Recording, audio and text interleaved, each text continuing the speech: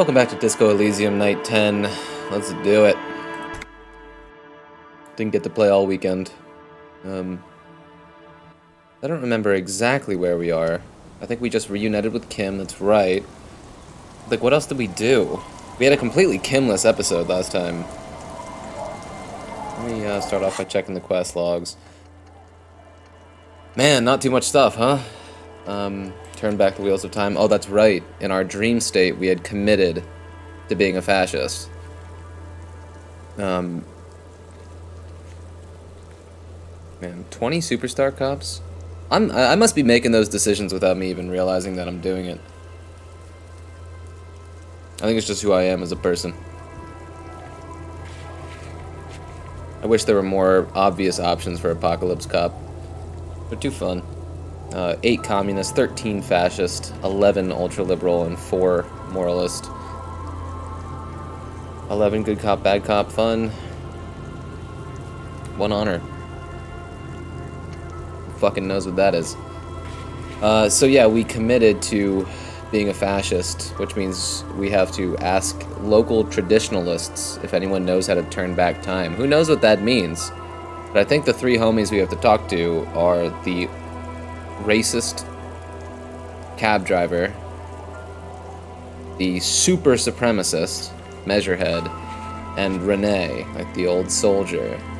A true Kingsman cannot stomach the grotesque parody of old Revachol your home has become. I says, find a way to turn back time, save the suzerainty, and give love a second chance. Return to the dead body with Kim. Okay, we could even do that right out of the gate, huh? Get a cell to oh yeah, we busted some fucks.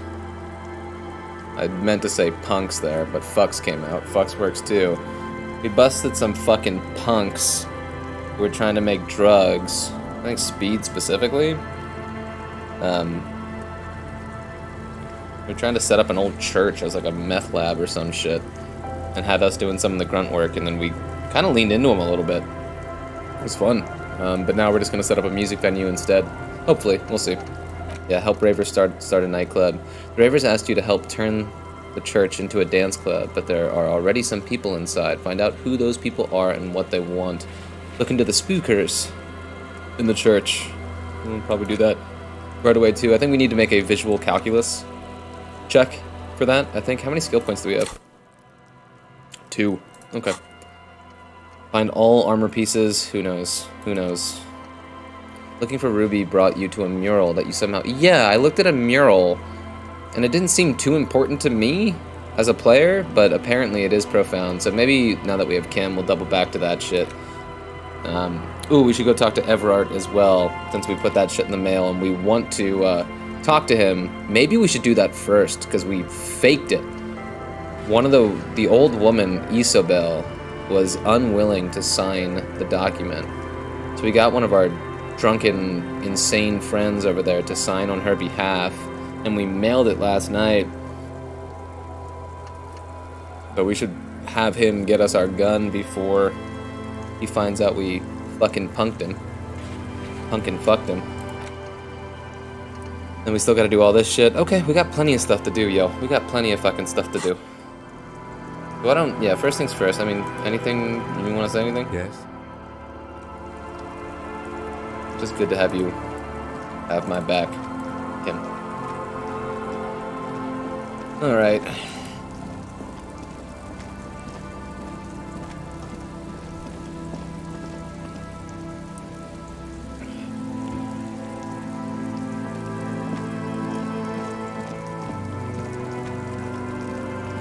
I did receive my copy of Nier Replicant in the mail today, and I am dying to play that game. Ahead, decades-old concrete defenses, children play on them now. But I don't want to start that game because I know I'm gonna, like, that's another world that I just fucking get lost in, man. A little known fact, but me and Colin were both enormous fans of the original Nier when it came out 9 years ago or whatever. What is this shit? What is this shit? What do they...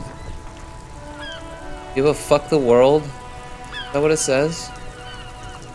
And piss?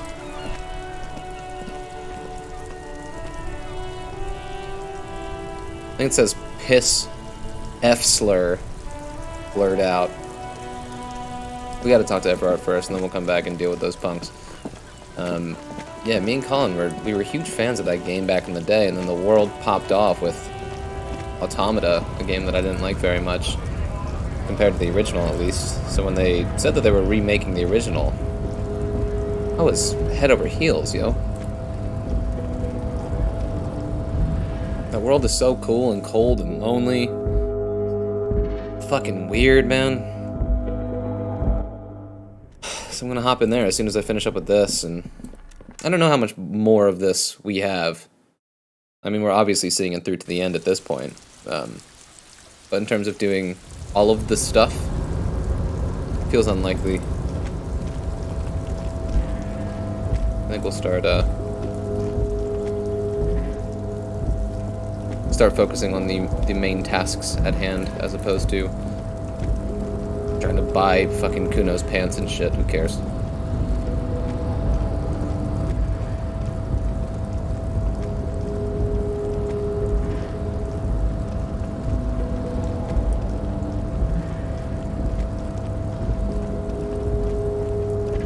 I also got a little like shoe rack today in the mail, in the same shipment with my Nier package, and man, I built that thing earlier today, and now all my fucking shoes are sitting on it, and it's amazing how much clearer my head feels looking at my little foyer over here. Small shit like that you don't think of necessarily, that's just like opens up your living space, makes it more breathable, more living. Big recommend. Mr. Dubois, every worker... To hell with it. Every worker is white. Now, what can I do for you today?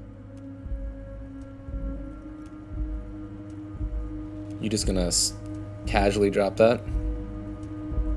Mr. Clare? It's done. I mailed the signatures you asked me to mail. The Golden Boy returns once more. Wonderful. Simply wonderful, Harry. Of course. I already knew this. My friend, the mailman, confirms the letter is on its way. Excellent. You've done a great thing today. You've given the children of Martinez a bright future, and you've proven yourself someone I can trust. Someone I can really do business with. Thanks. Where's my fucking gun, punk? You're in my inner circle. You too, Mr. Kitsuragi.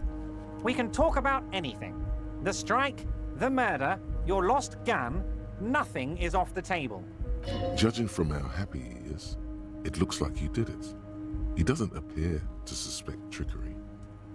Well done, sire. By guile and deceit, you're in. Can I get my gun now? Harry, I've got to be honest with you. Oh my god. Your gun was found 2 days ago. Withholding this information weighed heavily on me, but it had to be done. Fine. Where is it? An old woman has it, and let me tell you, Harry. Isabel? Word on the street is she's a character, so watch out. This must be the woman who bought the gun from Roy. The one he described as terrifying. So the gun's still with the woman who bought it from Roy. Yes, the same one. I see you've done your research. The pawn shop made the gun easy to track. He smiles and Crazy shakes his head in stuff, wonderment. Harry. Selling your gun like that? Wild. Anyway, the neighbors of this old woman contacted my men because they trust me and the Debarders Union. Apparently, she was waving it around at the entrance to her building. Waving the gun around doesn't sound good. None of this does. She was waving it around at people? As I said, she's a character. I didn't have time for details. It sounds like she's unstable, but don't worry. No one got hurt. We might be looking at someone with a medical history here. Watch out. Who is this old woman? Unfortunately, I don't know anymore. You're gonna have to go in blind, Harry. But she's an old lady. How dangerous can she possibly be? Oh, and she calls herself the Pigs. I, for one, find it refreshing. Finally, someone calls themselves a pig. A smile flickers in the corner of his mouth. Heck yeah, Kim. Can you set up a meeting? I already have. Tonight, starting We 10 gotta o'clock, wait so near the long. old fish market on the coast. The one on the boardwalk, a little past the fishing village. Be careful, Harry. I would never set you up for anything dangerous, but you did ask for this. Now, back to the fun stuff. She will be there from 2200 hours till 0200 hours. More fun stuff. Seems like we already have fun stuff to do. Did you order the hangman killed? Order it. You know my men didn't kill him. They told you. It was a happy accident. You know how it is. No one takes the initiative. If I wanted him dead, I would have had to do it myself. And I'm too fat for that. Why are you so fat? Glad you asked. I've got type 2 diabetes because sugar and fat was all my mother had to give me and my brother Edgar when we were kids. Good job too, as it made me ugly. And ugly people, Harry, are much better at politics. I wonder if that's true.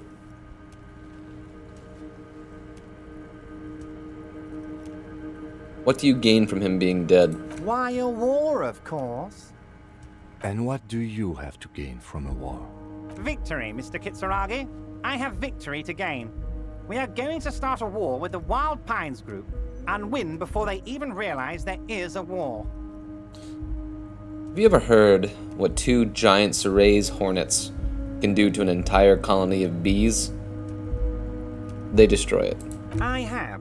It's a great story, Harry. He nods. Did you also know how the bee colony kills the giant hornet? They swarm and blanket it entirely until it suffers a massive heat stroke and dies. He crosses his hands contently, thinking of the interior temperature of the wasp rising. Harry, we outnumber them 1,500 to 1, and that's just Martinez. With all the unions in Revachol, and with public opinion on our side, we can hold off 2 men, or 15 men, or even 50 men. The more they send, the worse it's going to look for them. They made a huge mistake hiring those guys. No one likes foreign mercenaries. The leftists hate them, the fascists hate them, even the moralists think they're in bad taste. Yeah, everyone hates them, except ultra-liberals, maybe. Which happens to be me. No, we're a fascist through and through at this point. How is this connected to the strike? Harry, there is no strike, only war. Class war. Or, in business terms, a dawn raid. Or wait. Is that when you still pay them something? Because we won't do that. We're not going to give nothing. We're going to take Terminal B away from them. The roads, the gates, the containers, that big crane, even the damn coffee maker. We're going to take all of it for the people, and fuck Wild Pines. Good fuck. That was a well-emphasized fuck. When the actor saw that in little asterisks in the script, he knew what he had to do. The word fuck rings like a gunshot from his mouth. He doesn't swear often. Perception agrees. So that's why you haven't let Joyce in? Yes. It's also why I let that midget Gaumont go. He's too nice. I can't put him through this. Well. Plus, he knows how to get in here. That woman can't tell her tits from her arsehole. She has no chance. What? Tits from her arsehole. It's a local saying. Actually, no, it's not. Why are you telling me your plans? Because we're friends, Harry. Besides, it doesn't matter now. You can go tell her if you want. It won't change the course of events. We have a significant head start. It's already happening. Who killed the hangman? No idea. Could have been his own mother for all I know. If you ever find the guy, give him a big fat kiss from Everard Clare. Couldn't have done it without him. He really doesn't know. A guy, huh? How do you know it's a guy? I don't. I told you it could have been his own mother. I'm You pretty did. sure it wasn't anyone from the Union. Maybe it was the mob. Or maybe he killed himself because he was a closet socialist. Truth is, I simply don't know. He really doesn't. How many of you guys are there in the Union? 2,372. He replies like Plus a whip. yours truly, of course. 2,373 is a sizable contingent for a labor organization in Revachol. How are you gonna fund your new independent harbor? Oh, you mean what sort of goods are going to be flowing through? How am I going to replace all the contacts we'll lose once the poo-poo hits the fan? The clients will ditch us. Harry, we've thought of everything. Clients would take a well-known multinational conglomerate over a local mobster any day. You can't possibly hope to continue like you have. Clients will leave en masse. Sure, some will go, but mark my words. The company will be unpleasantly surprised to see how many of them stay loyal to Martinez and to the new competitive contracts we can offer. With renewed zeal sparked by communal ownership, the men will be shipping those containers double time. You'll be surprised to see how fast things go without parasites latching on. We'll have our hands free to pursue bold, exotic new revenue streams. That's drugs. Drug trafficking. Bingo, Kim. Drug trafficking? Don't be stupid, Mr. Kitsuragi. There are perfectly legal, 100% ethical chemical factories on the Samaran Isola. You don't need to be colonialist about it. All they do is produce components to keep the pharmaceutical industry running. That's people's health we're talking about. Old grannies, little babes, people with disabilities. Three's the best. Digging it, Evrart. I have to say, I'm digging this part. So am I. The company thinks transporting these chemicals in bulk looks bad, has bad optics, may be illegal in some countries. The Debarders Union, however, we're all about the large volume column. In bulk shipping, large volume column is a major buyer, a shark. We're gonna that was transport the challenging. living daylights Nice. out of those materials, Harry. So your sick kid can get his Benefed, and your wacky uncle doesn't have to come off risperidone. Benefed is a children's cold medicine, usually apricot flavored, and risperidone is used to treat severe psychosis. I think I mentioned it last time, but it's so fun having Encyclopedia chime in as often as he does. Like, what a just like a fun little thing, usually apricot flavored. Like, some creative out there came up with that. This little fucking blurb. For no other reason than it's just like, that's what our brain does sometimes, you know? It just stores this type of information. I don't know. It's cool. And the kids on the street can get speed and pyrrolidone. I'm an old-fashioned guy, Mr. Kitsuragi. I sometimes grab a beer with the boys, but I have no idea about the things you just mentioned. He smiles. But if I were to supply ingredients for some sort of rainbow party, I would make sure the Union took a fantastic share. And I'd keep that stuff far away from Martinez. This conversational tactic. But if I were to do so and so and so, I fucking hate it. To completely deny something, make sure in the previous paragraph that you're completely clean, and then you reveal that everything you just said is bullshit, but you're still trying to maintain your cleanliness even though you're as dirty as they come. Fuck that stuff, man, and we do it way too much as people, but if I were to, just be fucking honest, people, Jesus. He's basically admitting to it. Is Ruby helping you secure this fantastic share? Harry, if I was supplying raw materials doing it again. to drug manufacturers, Doing it I again. would need an army of rubies. Understood.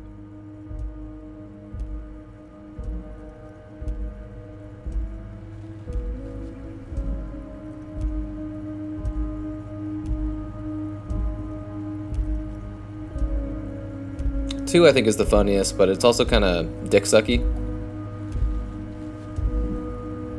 I like the blasé nature of 3, I think, the most. Interesting stuff. I just want to solve this murder, okay? You know why you're such a good detective, Harry? You don't get sidetracked. Excuse you me? care about the people you're supposed to protect, not some systems that may or may not be unethical. Again, you know, this is what people, air quotes, powerful people do all of the time and don't fall for it. They tell you how you are. And in some cases, at least like in the most insecure of individuals, they might even fucking believe it. Don't ever get your identity from somebody else's description. Don't do it. Anyway, let's not focus on the sensationalism of the drug trade. This hypothetical drug trade is all anyone ever seems to be interested in. It would only be a small part of the harbor's turnover, just like the harbor is, but a small part of Martinez. So is there a trade or isn't there? Let's look at the big picture. Martinez as a whole. There are little girls out there with dreams of making music. Young mothers who want to start businesses. Models who want to walk catwalks and steel welders who want to weld steel. I'm gonna unite them all into one economic body. We're gonna incorporate this place to Kingdom Come. Everyone's gonna be in on the wealth, and everyone's gonna pull their weight. Looks like this is another one of those quadripartite decisions. Moralist, ultra-liberal, fascist, or communist.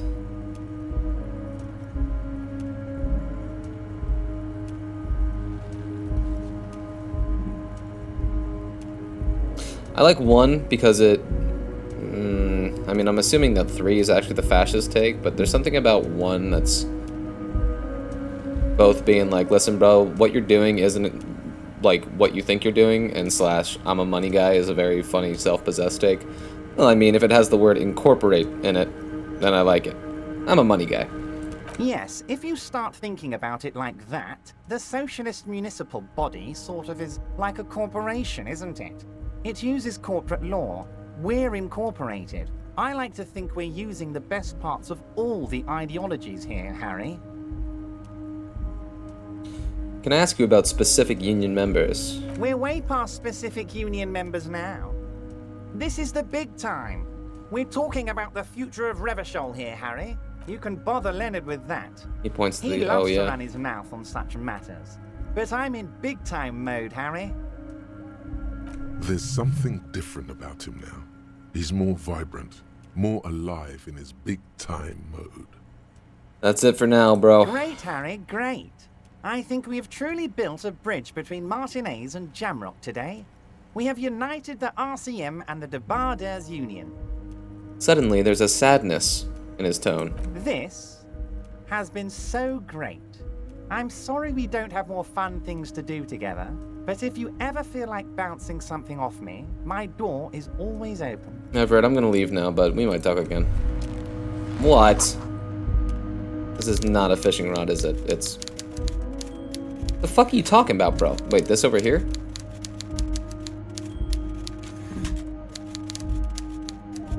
Wait, if it's not a fishing rod... Kinda looks like a tuning fork.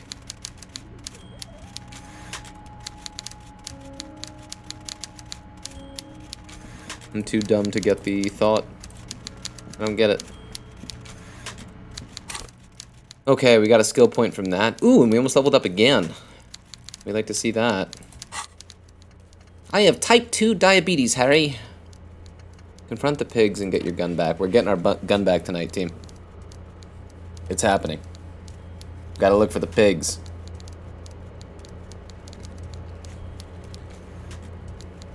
I'm gonna ignore this turn back the wheels of time shit for now.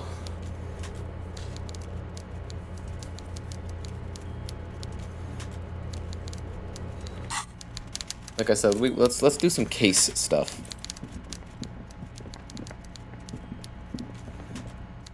I love that nobody has mentioned the fact that I haven't been wearing pants.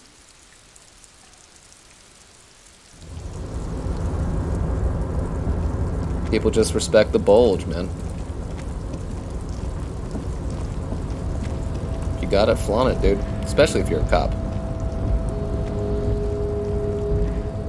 Or out there big dicking anyway. Best to prove it.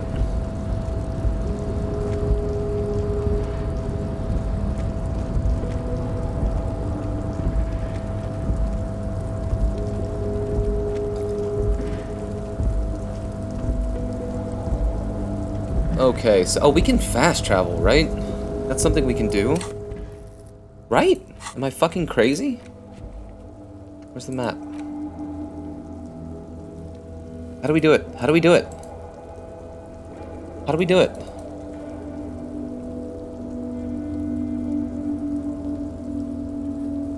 Wait, are all of these Are the white ones the ones that I can just do again?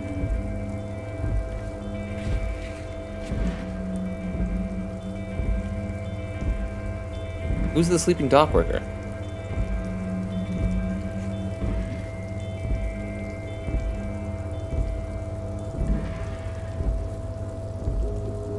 I don't remember.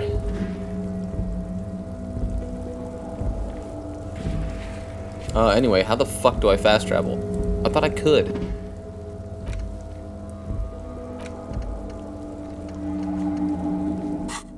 Maybe not. Maybe not. I don't remember. I remember.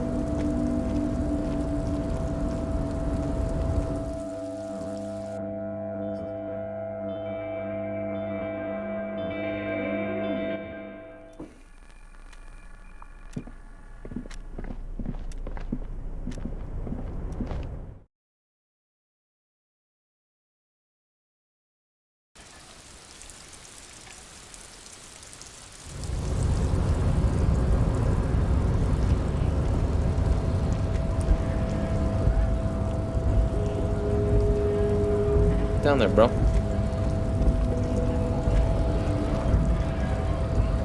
While I'm at Frit, should I stock up on some supplies? Some meds?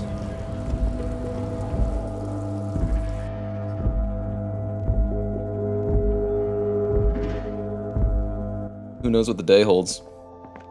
And if we're going to be spending a lot of it on the in the fishing village, or in that area. A small cabinet on the wall is filled with various medicine bottles, nasal sprays. Okay, here. I hope Saint Baptiste makes. Okay, here. I hope Saint Baptiste makes you feel better. Or something.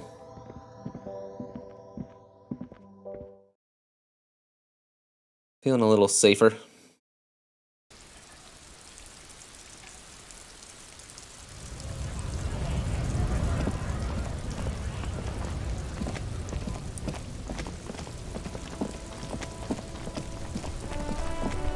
Oh yeah, these nerds. Can I help you? That's one brutal motorcade. Yeah, it is the F-slur. Says the young man with piss F written on his back. If I were a real skull now, I'd jack it, paint it in palm tree livery, then bottom light it, neon style. His companion wears a simple yet elegant slogan, "Fuck the world." A snazzy shit-ripped skullmobile like this would make a fine trophy. We could, like, hang fucking shrunken heads from the side mirrors. Cops' heads. Scary tribal shit. These fucking edgelords, dude. He does have those bound pants, though. Yeah, tribal Gotta shit. recognize style A when you cop see carriage it. like this would have proper skull value. He steps in. While I appreciate the interest you take in my brutal motor carriage, I have to stop you right there. The RCM takes threats directed at its property seriously. It's just theoretical work, Copper. No basis in reality. He turns to his companion. If we were certified skulls right now... Who are you? I can tell you who we're not, cop. We're not snitches, flow bears, or skulls. I gotta say, they surprised me with that one. Which is not to say that the skulls are bitches and... On Okay. the contrary. The part of this presentation you want to take home with you, cop man, is we're not part of the skulls yet. Okay then, let's indulge in some intellectual exchange. These young men seem eager to share their beliefs.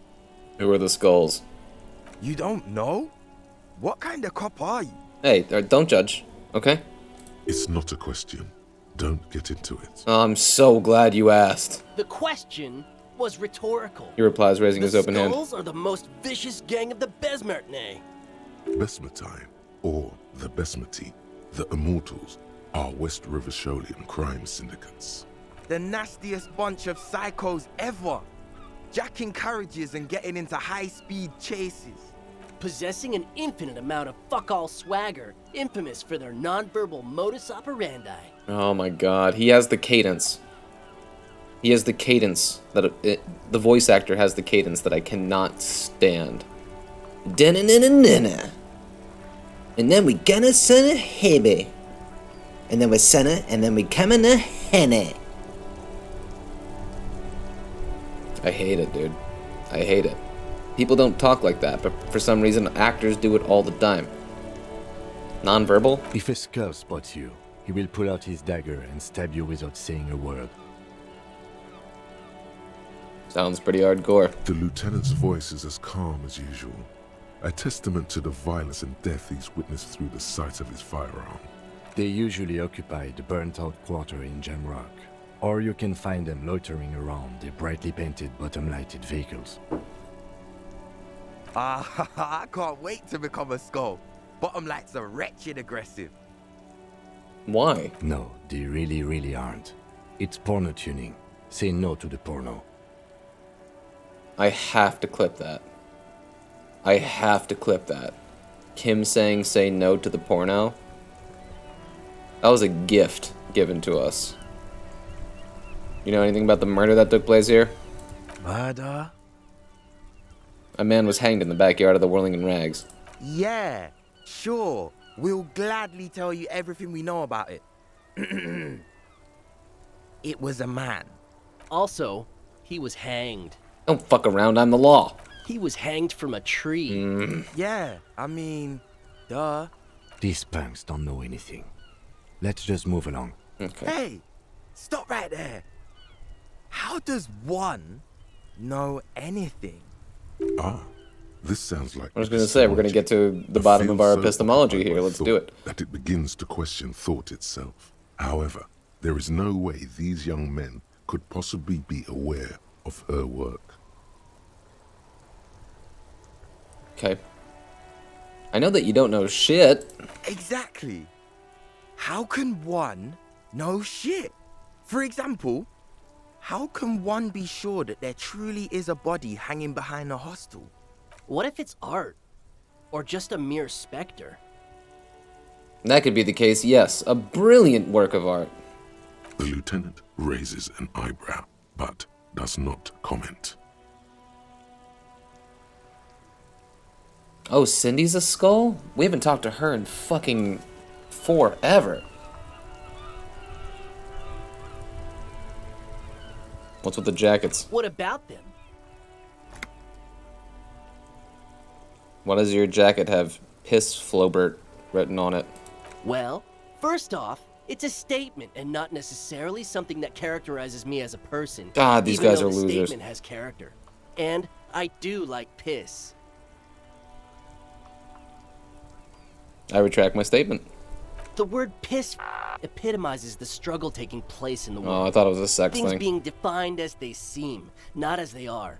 And, I guess, it's also about communal spirit, the future, and truly appreciating our differences. God, I hate listening to people talk about their beliefs. Also, you've got to admit, it catches the eye. And since the Grand Piper is slowly but steadily moving towards basing the economy on it, attention, it is imperative that the medium itself convey the message. He really just said attention, huh? He really did just do that. Listen up, because I'm about to tell you some profound shit.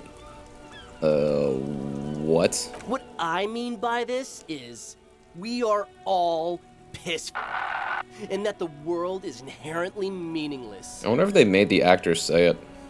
And then Blurb beeped it out anyway. It seems that the young man has a certain expertise in at least one field, even if it's rather narrow. Oh, I don't really care. Actually, forget about it.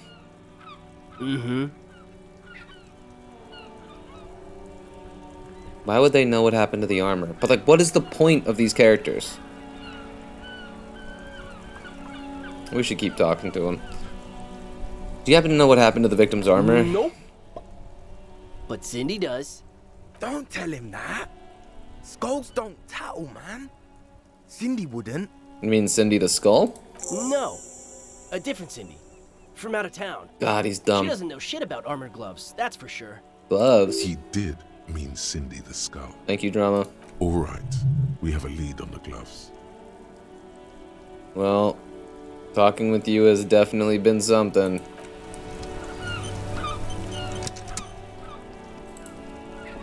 Who's saying that? Hey, officer, got a minute. Who's saying that?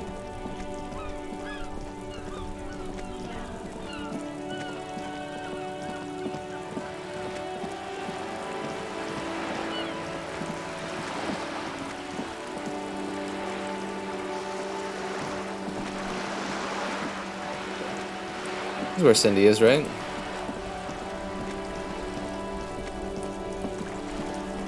That chick?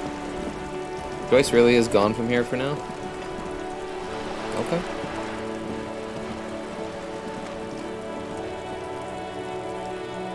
Go in there.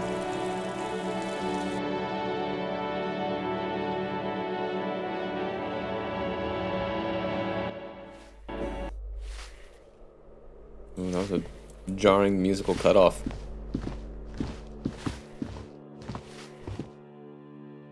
I mean, we should find the suit of armor. You know? It might be tough as shit to track down, but any pieces of it that we can get, I'm in. Hello again, officers. Have you come to admire She looks like a my little armor? psychopath. You have any idea what happened to the hangman's armor? What do I care about some fucking tin eggshells? Wait, don't you want to know how I knew to ask you? Not particularly. I want to keep this as brief as possible, you see. I want to return to painting the world red. Piss and fuck told me. Fine. I don't care about those wannabe skulls, and I don't care about your armor. The wannabe skulls are dear to her. The armor, less so. She doesn't want to sound surprised at anything you say. Isn't armor art for the body? All right, Piggy. I'll give you this one. I saw a little girl in the fishing village running around with military-grade handwear. Looked cute as hell. Could that girl have been little Lily? It's not a bad place to start. I know a little girl in the village, little Lily. Could have been her. Small kid with giant white armored hands. If you've seen one of them, you've seen them all. There weren't any other small girls in the village. Alright, catch you later, Cindy. Keep being broody.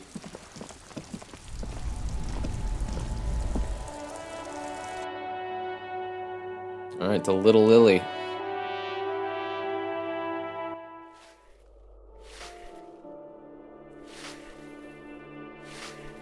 Listen, I think you should probably move from that spot. I think it's appropriately broomed.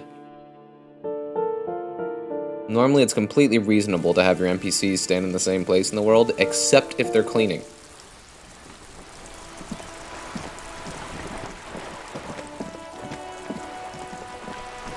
Wasn't this a visual calculus one? That I failed? Not that it's likely going to be consequential at all. Oh, Nothing to conceptualization. see here. Who cares? You have no clue. Yeah. So many. It's fine.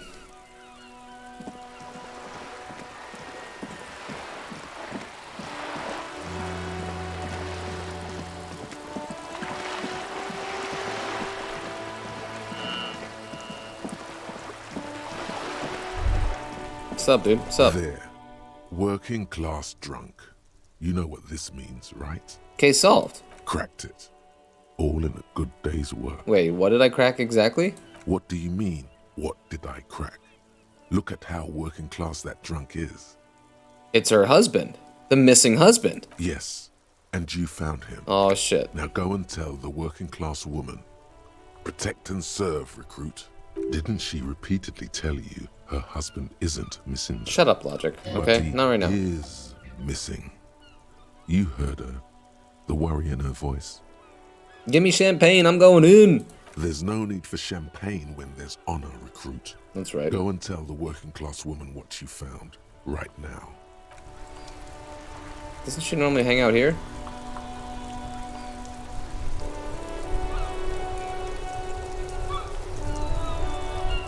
Also, what drunk did you see?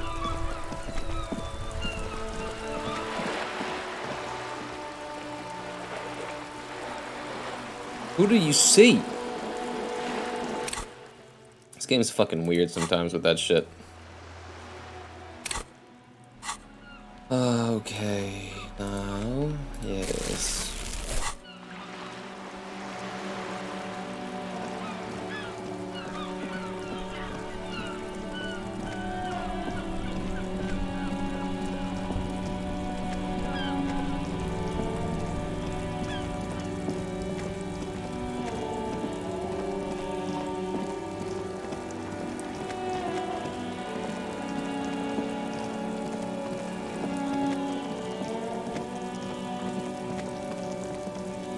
We gotta figure out that fast travel, huh? We gotta figure it out. Why wouldn't it be on the map, and then you just click to the place?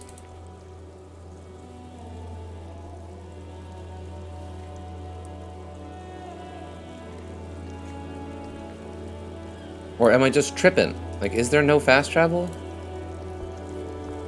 Could have sworn there fucking was. Could have sworn they told me as much. Maybe not, though, dude. Maybe not. Alright, who cares? Who cares? Oh, man, I want to read all of those. Not now. Not right now. We will read all of those. Man, I do kind of want to read them right now, though. Let's go talk to fucking the little Lily girl. And then we'll have some fun reading that shit.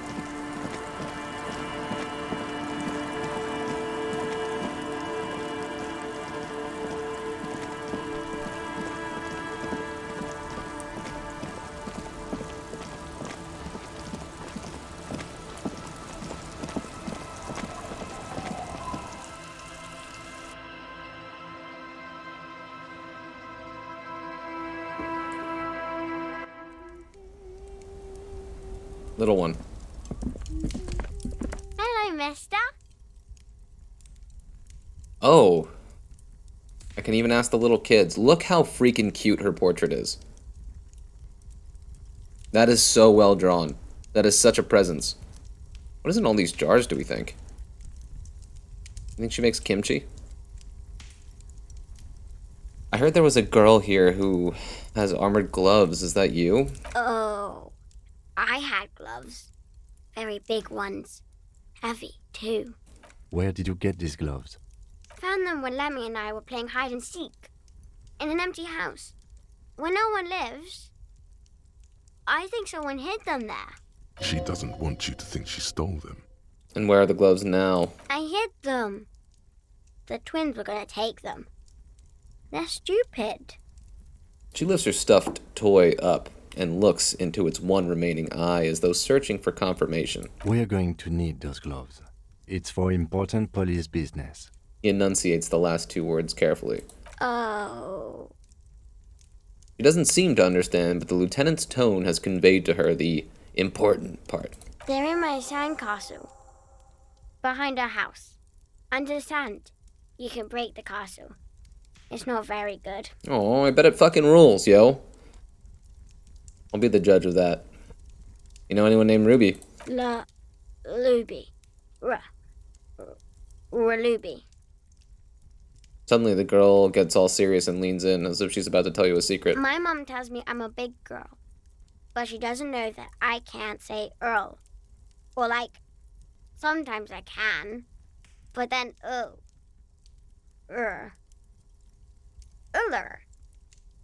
I struggled with my R's too when I was a kid. Kids. I don't know why.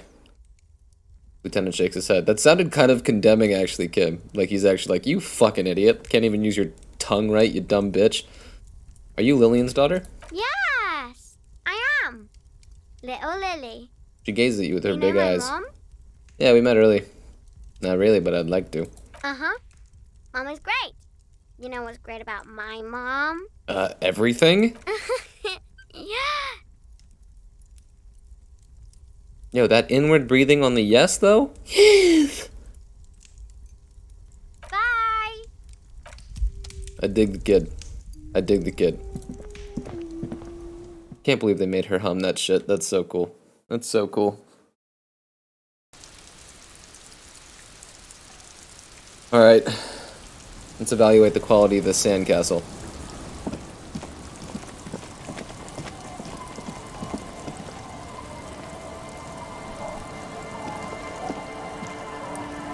It's not even...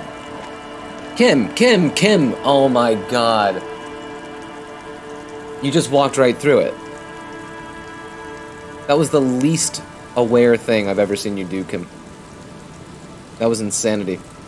Weather The has not been sandcastle kind sucks. to Lily's little sandcastle. She's not The going to be an once mighty architect. towers are quickly eroding away. You can see something shining back to you from what must have been a vast underground catacomb network. Broken. The little castle? Lieutenant The smiles a little. reigning lord must have come upon some really tough times to let it sleep in such decrepitude. Dude, decrepitude, what a good word.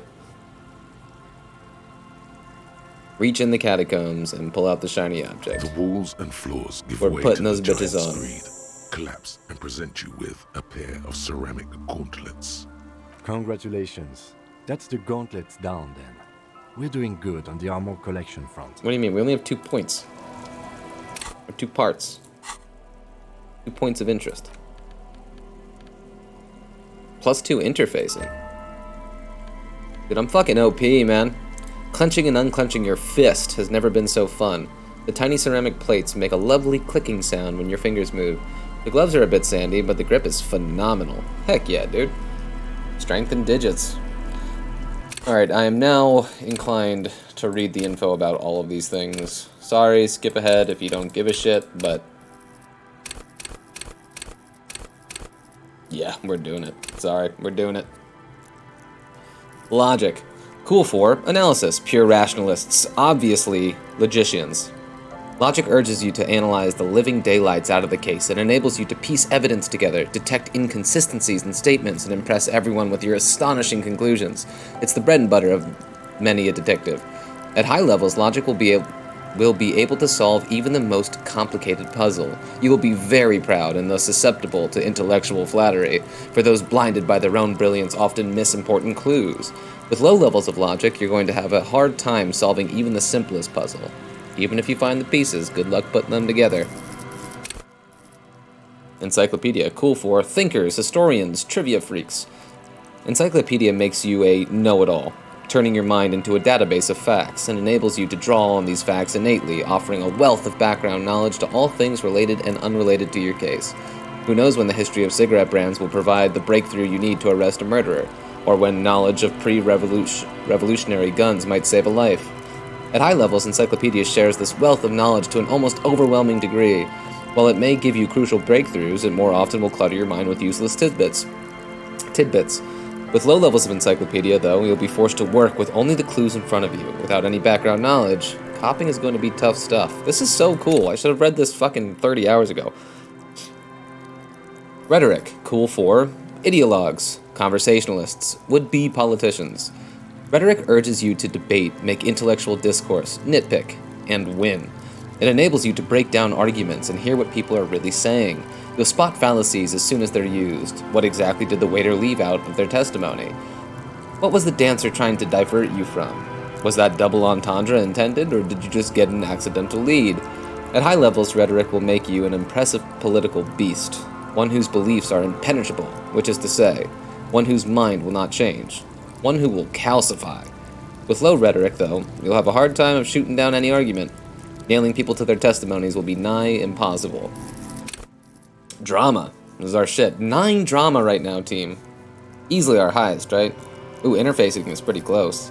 How the fuck did that happen? Probably had to grind out some check or something. Cool for undercover cops, thespians of the stage, and fucking psychopaths. Drama urges you to treat the world as a stage and own it to perform. It enables you to lie, to concoct the most elaborate and wonderful stories, to take on ingenious personas and perform acts of stagecraft in an entertaining amalgam of forbery and deceit. Forbery? Don't know that one. As well, it enables you to see through would-be actors and their false antics. If they lie, you'll know. Immediately. At high levels, drama may render you an insufferable thespian, one prone to hysterics and bouts of paranoia. For to know the world as a stage is to know that truth is a vanity. Well put. However, with low drama, you cannot lie, or discern when others lie, and a cop who can't do either is a cop who's soon going to be lying 6 feet under. And took that pretty far there.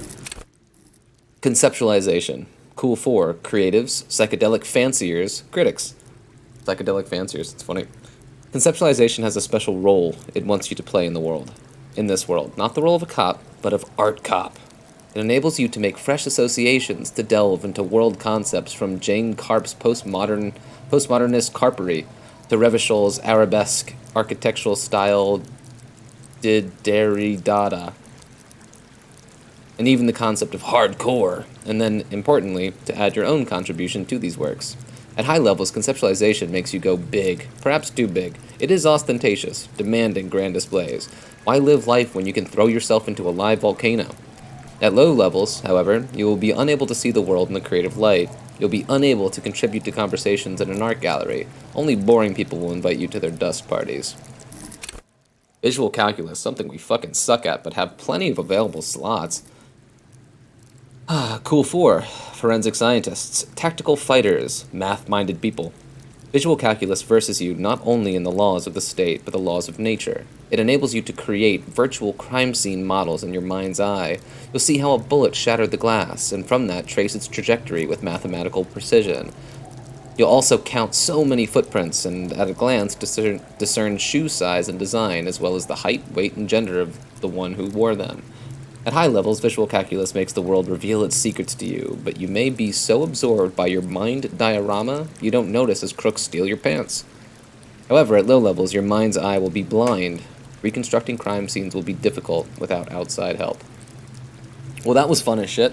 How about we do, like, throughout the playthrough tonight, we'll do, like, a line of those every couple of minutes, or to break up the monotony of the case or whatever. They're so fun and well written, huh? That's a Nolan Vinsic, an unsuccessful model. Thanks, nerd. What? The light vanishes inside the concrete. What? Set. The structure goes this? Deep under the earth. Yell ho into the slit. There's no echo, and no answer. Kim, any idea what's down there? No idea. Could be connected to one of the buildings around here. You think we might find Ruby down there? We might find her down somewhere. There's an old storm drain system beneath Martinez that's mostly collapsed. Revachel's sewage system has been built and rebuilt 4 or 5 times now. In conclusion, she could be under any building. But not in there? I hope not. Why not, dude? You're skinny enough to slip in there. Finish the thought. Okay, so what the heck are we doing right now? I think I was mindlessly walking over to the dead body. Where is it? Back here? Is this the fish market? Is this where we have to meet the pigs in many hours? What's up, dude? You still fucked? A man lies on the boardwalk. His limbs... Hold on. Lieutenant leans over the corpse and examines his face. 2 glassy eyes stare back at him, void of any signs of life. Looks like he's been dead for a while. I'm surprised no one found him before you came along. He stands up and shivers as a gust of wind blows through his bomber jacket. Who is this man? Looks like one of the locals. He'd have to know this spot to come here. You don't just walk over here. He looks south the way you came. I mean, I certainly just walked over here. Kim, what the fuck are you trying to say? But that's just a lazy assumption. What do you think?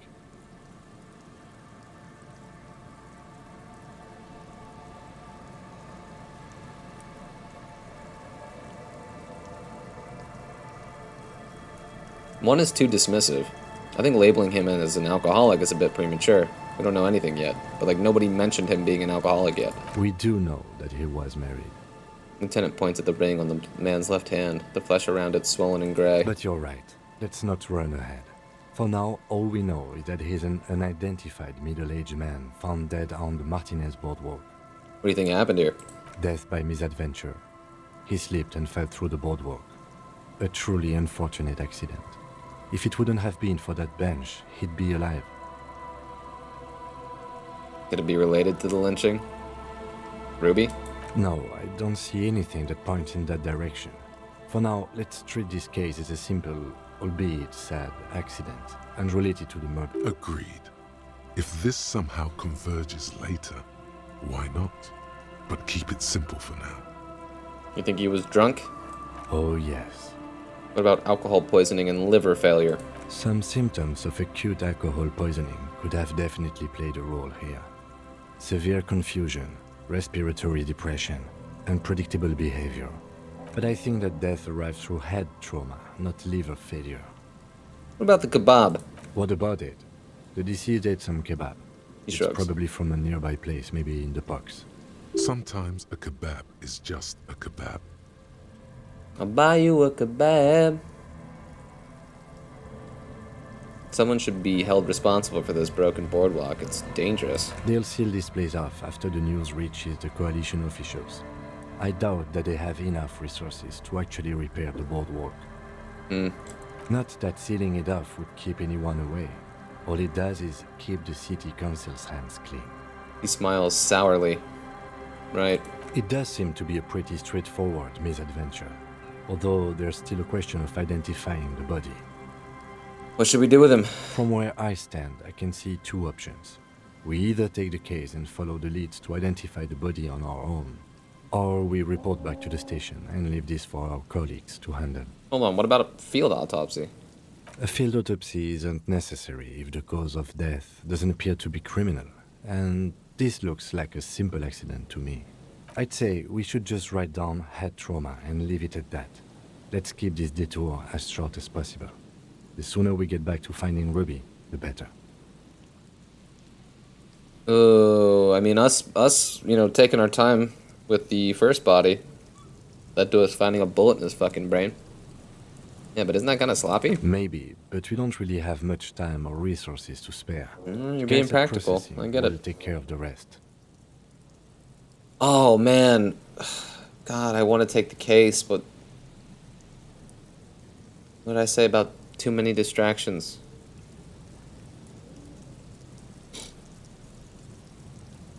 And what if it is he just fucking hit his head? Who cares?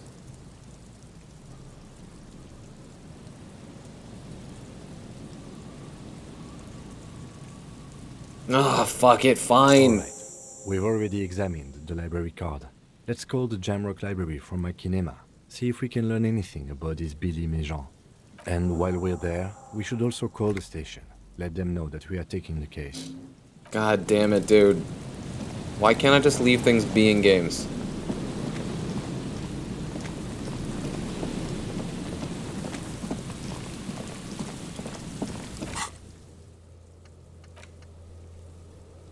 Alright, I mean, we're here. Let's do other fishing village things.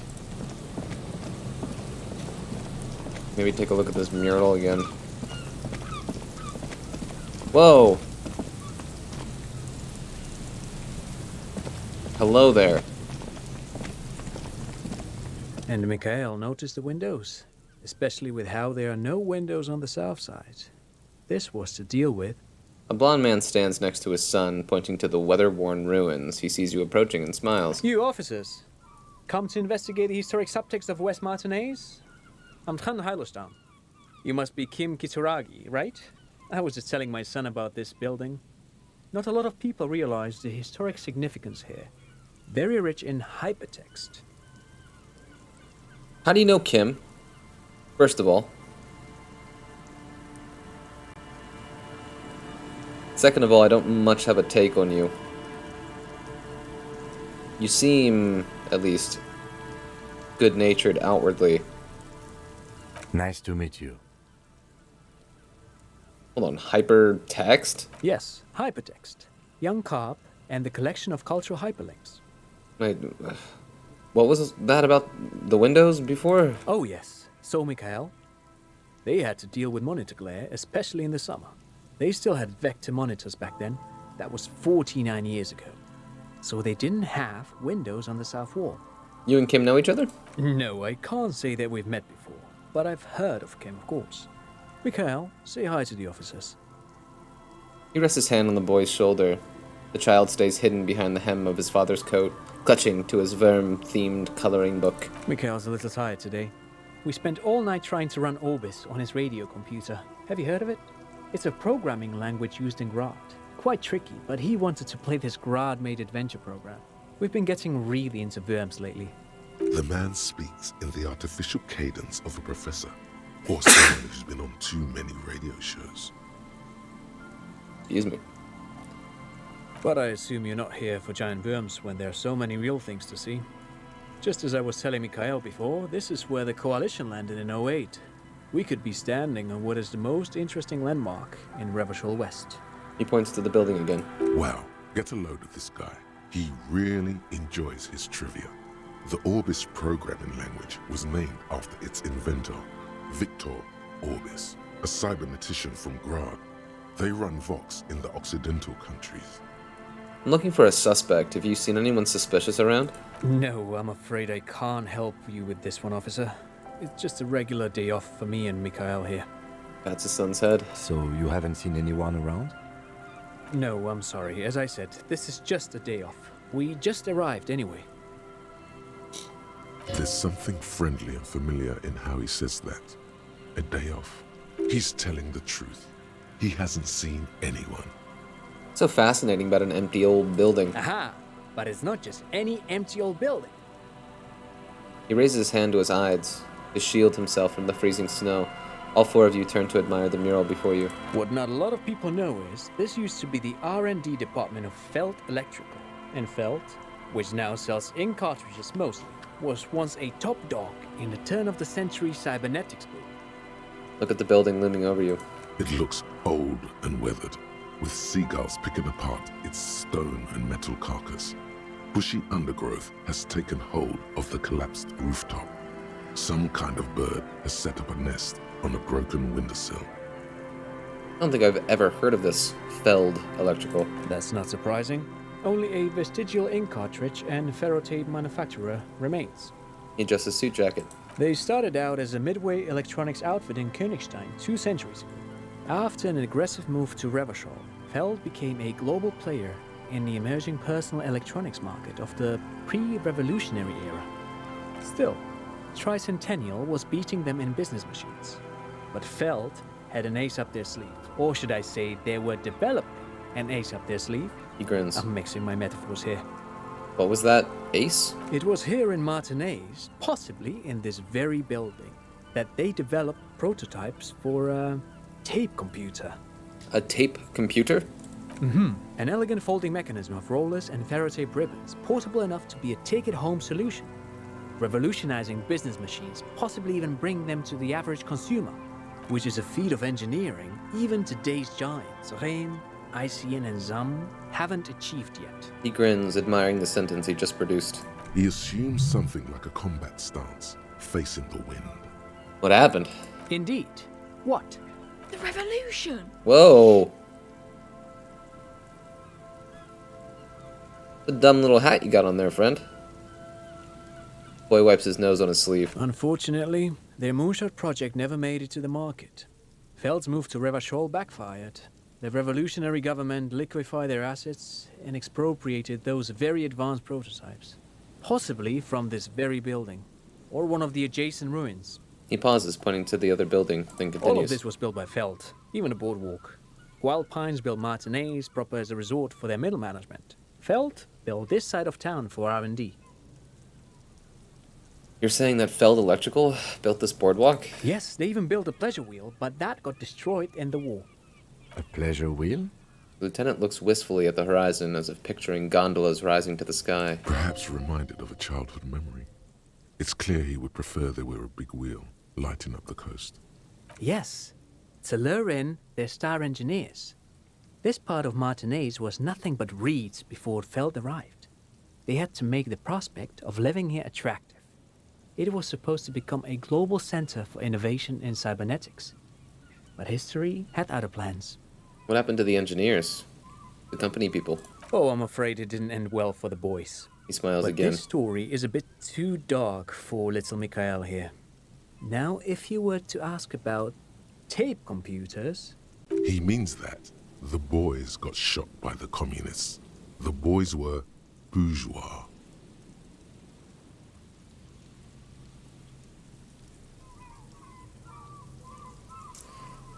He means they all got shot in the head because they were bourgeois. Now, do you know what the bourgeoisie is? Officer, I told you this chapter of history wasn't on Mikhail's curriculum yet. Let's keep this kid friendly. The boy looks first at you, then back at his father, confused. What did the revolutionary... I don't know what I expected, to come out of that. He handled that exactly like an adult's supposed to. What did the revolutionaries do with those advanced tape computers? They used them for military communications. Of course. But also to write and send out press releases. The most notorious example being Le Décret de Mars. What was that? What's the Mars Decree? I mean the radio transmission sent out to news agencies and world governments by the newly created Commune of Revachol on the 7th of March in the year 02. A short-lived legislative foundation for a short-lived utopia. It's a beautiful piece of text, actually. A singer-songwriter I know, Charette, called it a love poem to Revachol on her political concept album, Bon Baiser dans le Lind. You should read it. Every local library in Revachol stocks a copy of the decree. I tried to get Mikhail to memorize it. Tried to. Someone was much too interested in worms to be paying any attention. Yeah, your kid's not gonna remember some... Whatever, dude. The kid takes a peek at the green and silver worm on the cover of the book, already forgetting about this part of the discussion. How did those tape computers work? Did they work like radio computers? Actually, no one knows. No one even knows what a computer made entirely of tape would look like. But word has it, they were very elegant, exquisite, alien-looking turn-of-the-century hardware. He raises his finger, remembering something. Buckle up. 10 years ago, I did a little freelancing, I guess you could say.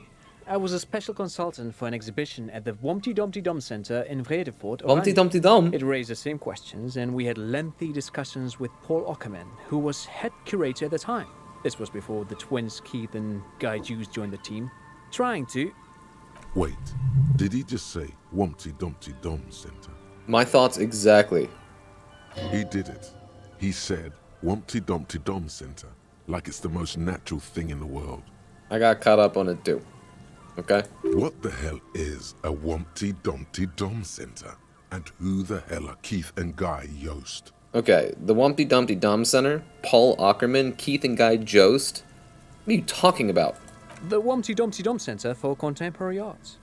The exhibition itself drew on Lagerman's notion of memory, and so there were some parallels. That's why the head curator, Paul Ockerman, chose to... You're making this up. Kim, is he making this up? In fact, I'm not. The Wompty Dumpty Dum Center is a place you can visit if you're ever in Vredefort and are ever in the market for an exhibition space / contemporary art research center. He clears his throat. But perhaps I should return to the tape computers. As I was saying, the dude's a device fucking itself nerd, was huh? very elegant, fragile even. One could write directly on the tape using a special chemical solution. The machine would then analyze the handwriting, perform operations, and project output onto a white screen. It was a beautiful, delicate thing. Made of black film and folding tape structures. I've seen cooler things than that. I certainly haven't. Though I understand the socio-economic causes of the revolution, it pains me to imagine the revolutionaries setting fire to this precious device. But so they did. The failed playback experiment vanished into the fires of 07. Wait, the failed playback experiment? Yes, the official name of the prototype. Some sources report it as the failed playback experience, but those are incorrect. Why did the revolutionaries destroy it? Who knows? Maybe it was an accident, or maybe they didn't want the technology to end up in the wrong hands. Either way, they're all gone now. All 3 versions of the prototype. Nothing but debris and ashes remain inside that building. He takes a step back. The boardwalk creaks mournfully in the wind. I want to ask something else. But of course. What else? I want to hear about the Feld building again. No, we don't want to do that. You look like someone who has money. You have any money? I do have some money, yes, but that's not what's really important here. He brushes it off like it's not a thing at all. No, I mean, come on. You need the money. If it's not a thing, he can give you some. Both of these are kind of fun. I'm not hurting for money, but you know we're going to ask him. Could I have some of that unimportant money then? Oh no, I don't have it on me, officer. I was No. talking in more general terms. He looks uncomfortable, his left hand squeezing his son's shoulder. I'm just spending time with my kid here, showing him around the lesser-known parts of our hometown. It wouldn't be wise to carry huge amounts of cash on such expeditions. Not that he would have to worry about being robbed. He looks surprisingly buff. Does he work out? By the way, do you work out? I do some Lomantang stick fighting now and then. Lo Mantang stick fighting is a form of martial arts originating from the island of Lo Mantang. It uses slender wooden sticks for confronting the opponent. A form of martial arts from the Isle of Lo Mantang, right? Actually, a great many cultures have their own version of stick fighting, such as the sacred Mabolo tradition of the Harli people. The name deriving from the butterfruit tree traditionally used for crafting the long, slender sticks, whereas the sticks used in other cultures... You doze off as he paints you a comprehensive picture of the history of stick fighting among mankind, seasoning it with unexpected pop culture references. Man, he's good at speaking. People must love him. But anyway, I'm boring you with details again. You were saying? I don't really remember what I was saying. Then I guess everything got said, right? He squints his eyes in the snow. Great, thank you for all the interesting information. No, thanks to you for having me and little Mikael here to pick your brain. A very interesting conversation indeed. Pick your brain. If anything, this was rather one-sided. He did the talking. Whatever. Cool character. It's cool to have a character in this game that actually just has everything together, you know? The Wompty Dumpty Dom Center only takes 42 minutes to think about. It's Wednesday evening, and something heinously exciting is underway. People have gathered beneath the billowing roof of an oddly shaped trophy building, sipping wine and exchanging opinions. 29-year-old Wunder twins, Guy and Keith Joost, are the stars of the show, with their bomber jackets and white sneakers, head curators of this art exhibition. It's the Wompty Domdy Dommiest. It's the Wompty Domdy Dommiest. It's the Wompty Domdy Dom... It's the Wompty Domdy Dommiest. If you're not saying that shit yourself right now, you're really missing out. It's the Wompty Domdy Dommiest event of the year, and all the cool kids have RSPV'd. RSPV'd? Is it RSVP'd? Is that a joke? Or am I dumb? RSPV'd? I thought it was RSVP'd. It's definitely RSVP'd. Where are you? If you are not there. Man, we got 4 skill points right now? Shit. Alright. Give me a sec. Okay. Shall we make this check? The once bright mural towers above you, saying, Wait, wasn't there a "Fell check here? Electrical R&D. Tomorrow is just a whisper away. Indeed." In there? She could. Or she could be in the identical room over there. Or in that boat shack. In that church tower. Okay, Kim. Okay. Why single out this one building? 20? 20?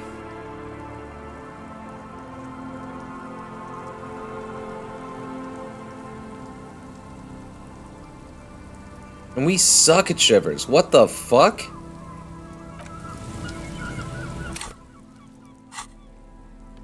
I mean, it's a thing that we can retry, of course. It's a white shack.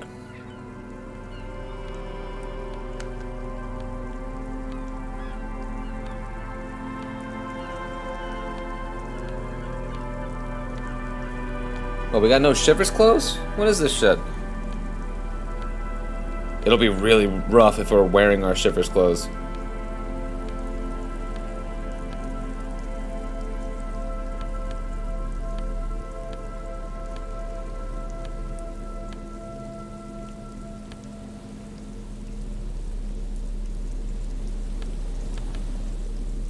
We're fucking wearing our shivers clothes, dude. Oh no. Oh, we're gonna have to pump so many points into this.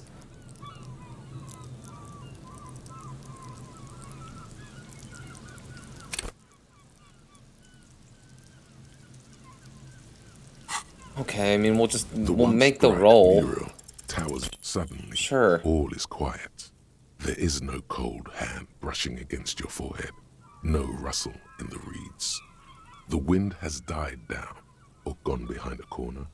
You only hear distant waves washing the coast.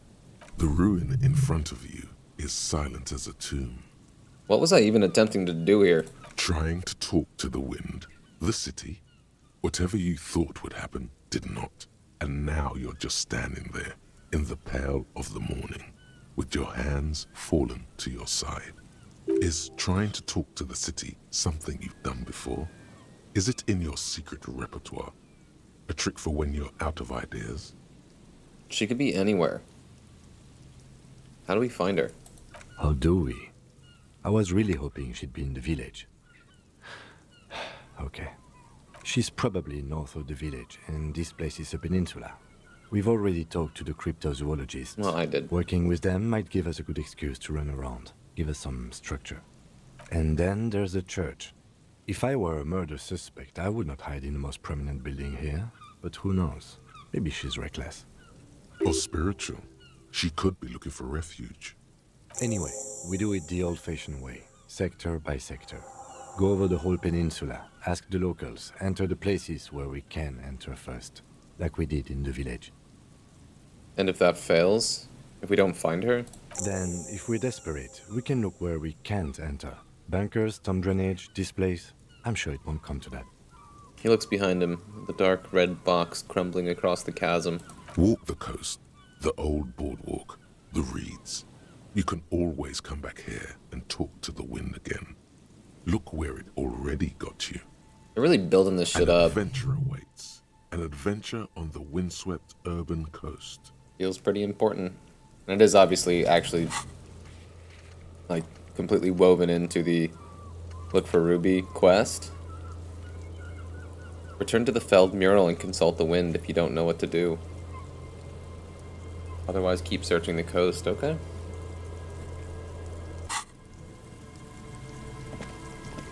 Kim specifically said, let's go talk to the cryptozoologist again, and I did not talk to the buddy. I only talked to Morel. Let me start off talking to the other guy. Is this Tear over here? It looks like Tear. It's visually Tear. I know it's Tear. Kim wasn't here when I opened this up the first time. Must be classy as shit, The but... dome-shaped plastic boy bobs up and down. We still got here too late. There's nothing of use Yeah, here. okay, bro, okay. What's this guy's name? Gary or something? Hello, I'm Gary. How do you do, officer? Gary the crypto-fascist? Hello, I'm Gary. How do you do, officer? Yellow man. Officer. Oh, he's a raging racist. The lieutenant raises his eyebrows slightly and takes out his notebook. Yellow man. Interesting. This is something to ask him about after a little probing first.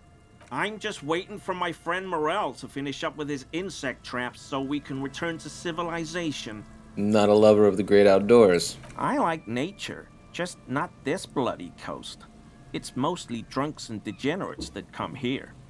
He's an elitist too. Degenerates. This man respects authority too much. To see the truth inscribed upon thine own visage. Pretend thou art a paragon of virtue. Drunks and degenerates, that's my crew.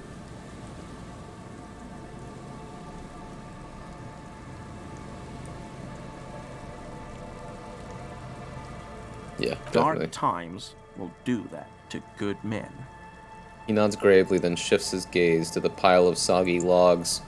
Soggy loggies, baby. At his feet. I mean, if he's a crypto-fascist, he might actually be able to help with this. Turn back time shit, you know? I mean, fascist is in his fucking name. You know anything about the hanged man? The man hanged behind the whirling in rags? Oh, so that's what the RCM in Martinez is about. Great. Great to hear someone's finally taking care of that. So you do know something about it? No. Nothing. He was some kind of mercenary. But everyone here knows that. I'm just glad to hear you're looking into it. That's all. I want to shove this guy in a locker. He's not feeling very comfy in his clothes, is he? Strange. He didn't kill him or anything, but there's something going on here. This your mug? My mug? Why would you think that? Because it's racist like you. His eyes widen at the sight of the mug. He's seen it before, all right.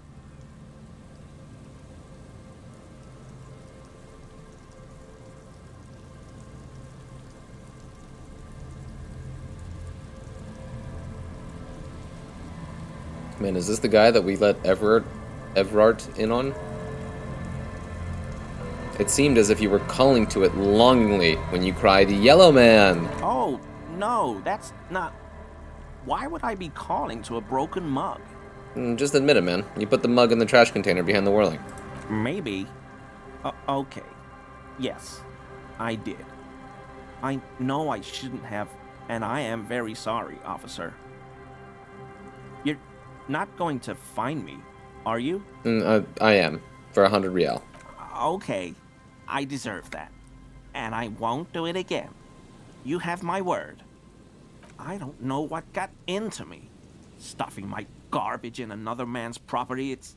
He's blowing smoke right now. At work lately. The Koikos are price dumping us out of competition. What did you do, Gary? What did you do, Gary? Nothing. Just answering some questions. Helping out the law. How did you get into the trash container? I know a guy who works with the trash collection services. CS Municipal. He gave me a master key for the trash containers. This is like actually solving one of our quests. I thought this was just going to be a flavor convo.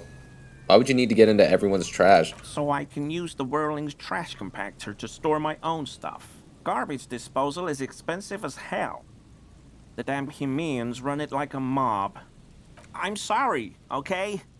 I thought I could cut costs. Well, you could, but you got caught. I shouldn't have disgraced myself. Dude, he's blowing smoke, man. It's all good.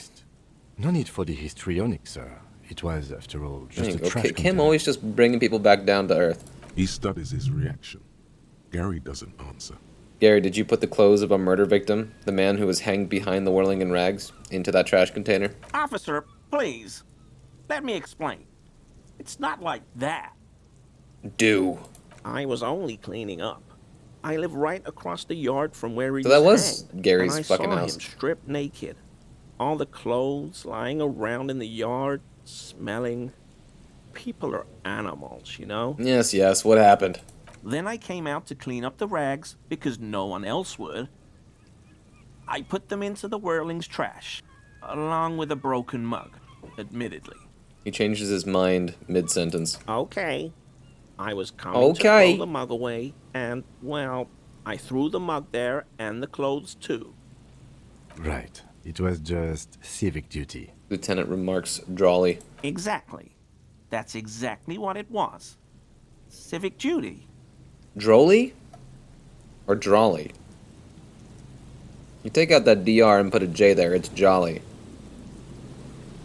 But when you add the LY, and you just have DROL, it's likely droll and not drawl. As he shifts uncomfortably, a series of clicks, like the clinking of glass beads against one another as they roll across a hardwood floor. You've heard this sound before, but where? What's that strange sound? What sound? That clinking I just heard when you moved. Don't mess with me. I think you know what I'm talking about. I haven't the slightest. There's lots of weird stuff out here in the reeds, though. Insects, trash. Oh, just fascinating Could be things. the wind shifting some garbage nearby. You wouldn't know anything about the victim's missing armor, would you? Is he wearing a piece of it? Armor? No. I mean, yes. Of course. I know he was wearing armor, but I don't know anything about it.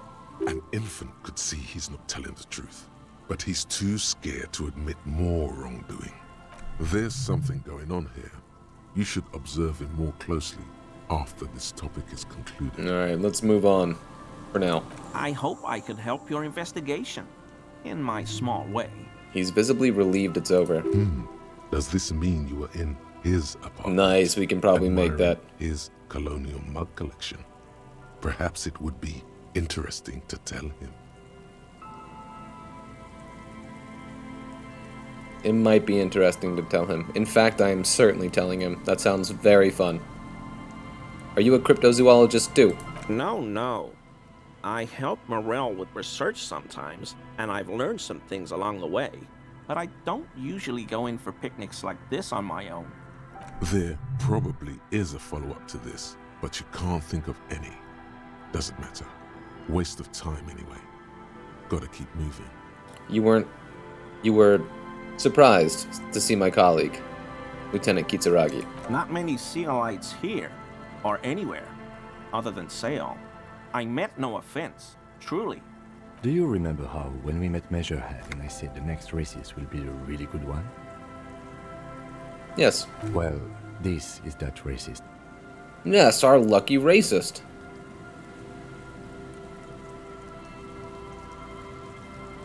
Will you grant us 3 wishes, Gary? Hey, man.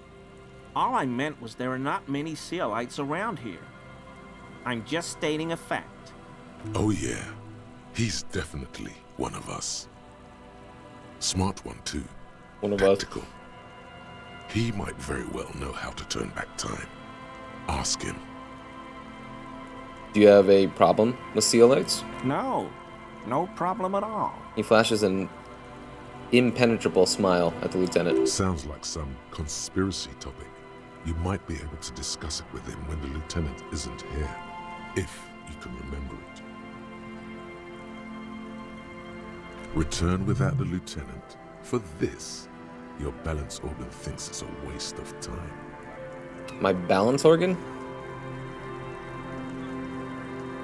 Here we go, baby. Why is he shifting around like that? Analyze Gary's composure. That shirt looks very uncomfortable on him. Fuck yeah, dude. Look at the buttons, barely keeping that thing together, as if something is ready to rip out from underneath. His massive musculature. No, he's scrawny. Try again. Something worn underneath it? Yes, like a piece of ceramic armor, for example. One that makes a clicking sound when the plates meet each other, resembling pearls or marbles, stolen from the corpse in the yard near where he lives. I see you're a connoisseur of high-quality combat gear. I knew you'd figure it out, officer. He sighs heavily. I'm sorry I didn't tell you at once. He unbuttons the shirt. I was ashamed of what I did. And I didn't This dude want fucking you to sucks. You see gleaming white ceramic shine underneath. A thin layer of interlocking plates covers his gaunt torso. We're not detecting falsehood, sire. He's gearing up to admit the truth. This shame is surprisingly sincere. Gary, what's going on? They're a fun duo. Later, Morale. I've got apologizing to do. No, you've got explaining to do. Give me the armor. Now. He sighs again, hangs his head, and unbuttons his shirt fully. That's another piece, baby. What are we missing? 2 pieces still? Boots comes into view. Soon it is in your hands, smelling of his sweat. But so light to hold, like a bag of cotton. Why did you really put those clothes in the trash? Everyone was picking those pieces off him, and I was watching them do it. And they'd scattered his clothes all over the yard. Everything was smelling. He looks at his feet. So I went there to take out the trash and started cleaning up. My trash. All those You said the rags on the trash. ground, him swinging up there, and I had a lapse of honor, sir. I thought, he's a foreigner. They all say he wasn't from here. Only the cuirass was left. So I stripped it off him. It was early in the morning. No one saw me. I took it with me. It was a mistake. Had I known it'd give you guys trouble, I wouldn't have... Fuck. That was a pretty clippable fuck. I just want to play that one over and over again. Fuck, fuck, fuck. There's no way that Kuno didn't see you, dude. There's no way. Sincere contrition here, sire. He's not trying to flatter anyone. Yeah, certainly not. It's okay. It was a loose end, and you are tying it up now. I'm so fucking sorry I called you Yellow Man. Shut up, dude. CLI officers commanded the suzerain's navy. Most of them sided with the king when... He shakes his head. They were thoroughly conservative men, he realizes suddenly. Why did you lie to me, Gary? Because I was weak. I should have told you the moment I saw you. But... The hell, Gary? You in trouble? I'll explain later. He doesn't muster up the strength to yell. Do you know who killed the hangman? I always thought it was the Union. Some Union hardasses. Lynched him because of the strike.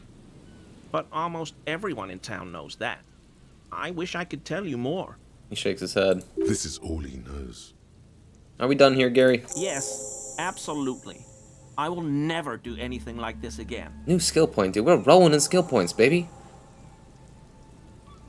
So, Gary, you live nearby. In an apartment in Martinez? Sure do, officer. His eyes narrow slightly. He's wondering where this is going. Oh, man. And you're a big man from Hemdahl fan? How? The color drains from his face. I saw the poster in your apartment. You know, I'm a Hemdaller man fan myself. But why were you in my apartment, officer? I like just being fucking hilariously honest here. Mr. Everard Clare asked me to get your door open. I figured I'd take a look around while I was at it. So you work for Everard Clare? Officer, please tell him we're good. No, tell him I'll make it up to him. What have I done? He'll send the muscle after me. The man looks around, whispering. He makes sure no one hears you talk. As he lowers his tone, he hunches his back. Try not to shit yourself, Gary. It's just an open door. What could it be about? I probably talked too loud. In the whirling. About some theories I had. Whatever it is, I'm done with it. I won't do it again. If there's anything I can do to assist you, or the Union, just ask, okay? I'll try to help if I can. Big doubts. This scared him proper. Is he being He's for real? positively melting from fear. Has to prop himself up with a lot of anger to keep it together. The weather vane has turned. He cannot be unturned. He clearly liked his squirming. He may even have changed his mind about the whole door opening operation. Thank you for your cooperation. New armor, bitch. 5 skill points, huh? Dump them all into shivers.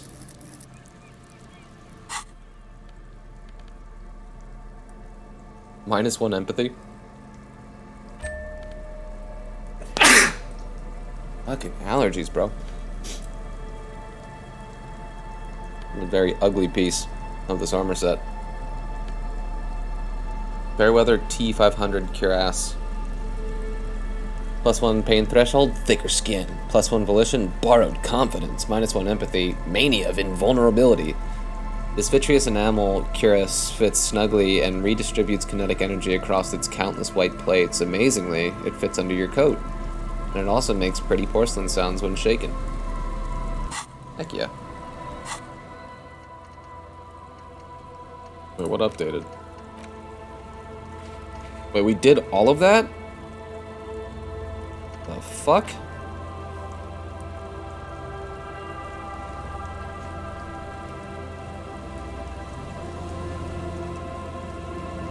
Where is that?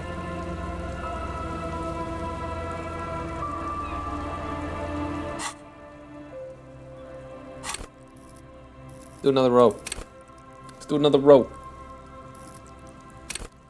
Volition. Cool 4. Sane people.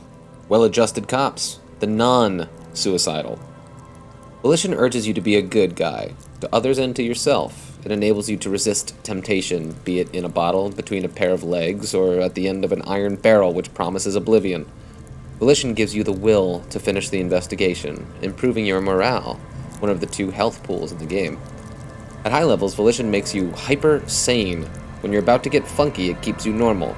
It's a bit of a party pooper. At low levels, however, you'll have little morale. Without it, you'll be a profoundly unstable cop, falling apart at the seams as you make irreversible mistakes. Inland Empire, cool for dreamers, paranatural investigators, and mental creators. Inland Empire is the unfiltered wellspring of imagination, emotion, and foreboding. It enables you to grope your way through invisible dimensions of reality, gaining insight into that which sight can't see. What's really going on? Do these enigmatic riddles mean? What do these enigmatic riddles mean for the world fate? At high levels, Inland Empire animates the inanimate. You'll have conversations with your clothing, conversations that may change the course of the investigation if you're not thrown in the loony bin first. With low Inland Empire, however, you'll be void of imagination and character. And then how will you shape the cosmos? Empathy. Cool for judges of character, interviewers, interrogators. Empathy breaks into the souls of others and forces you to feel what's inside. It enables you to notice social cues others may miss, perhaps a hidden sadness you could coax out a little more, a strange joy from someone who should be bereaved, or a hidden resentment that could return to harm you later. At high levels, empathy really puts you in other people's shoes. You'll cry for their sorrows, punch walls to relieve their angers, and be an even more unstable cop. With low empathy, however, you'll be an ungainly beast unable to talk to anyone without upsetting them. Authority. Cool for leaders, experts of psychological warfare, and respect junkies. Authority urges you to assert and reassert your dominance over those around you. It enables you to understand the power dynamics of groups of thugs, know how far you can push a perpetrator, and how to establish control of situations. At high levels, authority demands respect. Even a perceived slight could send you into knee-breaking mode. With low authority, however, you're forever in awkward situations, like when you suffer psychological breakdowns after you yell at teenagers and they laugh at you. Esprit de corps. Cool for cops, cop aficionados, and pretend cops. Esprit de corps is the very spirit of policing, the copgeist. It enables you to understand your blue-souled sisters and brothers, not only by picking up subtle signals from your partner, but by witnessing flash-sideways scenes as they play out in your precinct. At high levels, you'll be the very heart of the police force, not only willing to be and able, but obliged to take a bullet for your partner. However, without esprit de corps, you'll be flying blind, unable to understand discreet remarks colleagues make in high-stakes situations, remarks that might just save your life. Suggestion. Cool for diplomats, charmers, sociopaths. Suggestion urges a soft power approach. If people think they want what you want, you've already won. This skill enables you to implant ideas into the minds of others. You can make the citizens like you more. You can make gangsters turn on each other, too. Many crime rings have been broken by just a little doubt, after all. At high level, suggestion makes you affable to everyone and more resistant to their charms in turn, but all that schmoozing and oozing charm will make you slimy, and you'll know it, even if no one else does. With low levels of suggestion, though, you'll have difficulty getting any kind of rapport with others. You'll be alone, both during the day and night. I got blown my nose. Nose blown. Alright, what the fuck should we do now?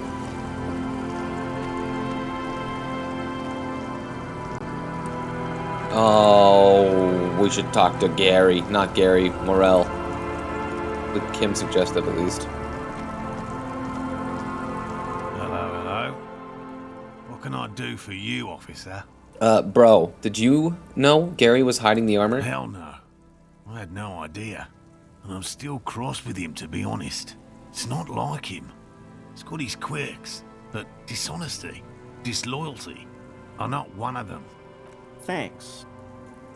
Thanks, the man mutters in the distance. He doesn't dare say more. Alright, I'll get going. Unless there's more information here. No, sorry. Little. Not. I know it's real.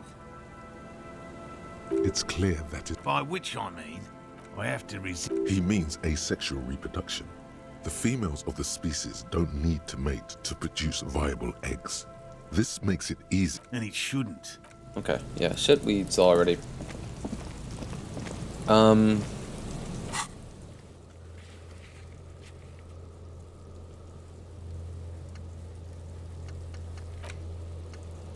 Fuck, dude. Should I take on this dead body? Or should we just let it go?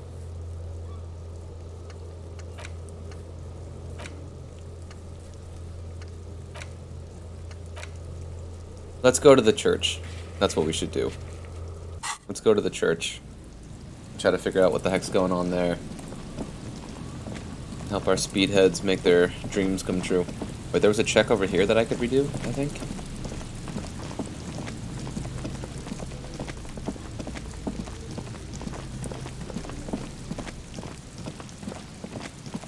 Man, I miss Clausia. I'm gonna go talk to her.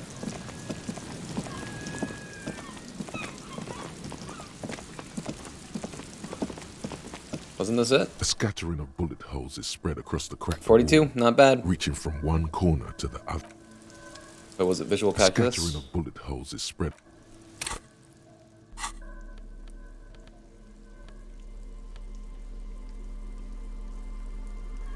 No pluses there. I know we gotta have something here.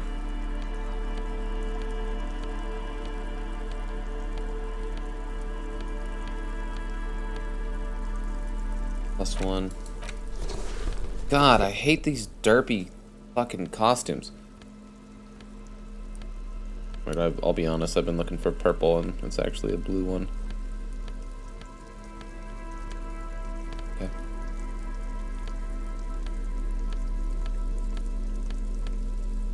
Nice. We're easily gonna make this fucking check now. Easily. A scattering of bullet holes is spread 72. across the cracked wall. A row of ghostly shades stand facing this is neat. the wall. There are many of them. A dozen at least. I love Their firing heads squads. lowered and eyes blindfolded. It's quiet. No sound. No movement. 10 meters away, other shades are lined up in an orderly manner. Automatic rifles primed. Ooh, we just got the check. We only rolled a 3 and a 3. The coats of the firing squad flap slowly in the breeze. A single person stands on the side. Droplets of rain fall on the wooden planks, the surrounding sand dunes. The clouds block out any rays of light. A long time has passed since the moment of this fusillading. Rain and brine have since washed all the blood away. Not a trace remains. The abundance of bullet holes leads to two options. Either an inordinate amount of executions were performed here, or they did not use a conscience round, where only one soldier has the loaded rifle. Looks like this was a mass execution with everyone fully armed. I wonder why. Like, I was thinking that, like, even before he started saying that, like, is there always a fucking killer per person being killed in these circumstances? Like, it feels kind of like you don't need all of those people. If everyone has their back to, or, you know, are facing the wall, you just need one dude to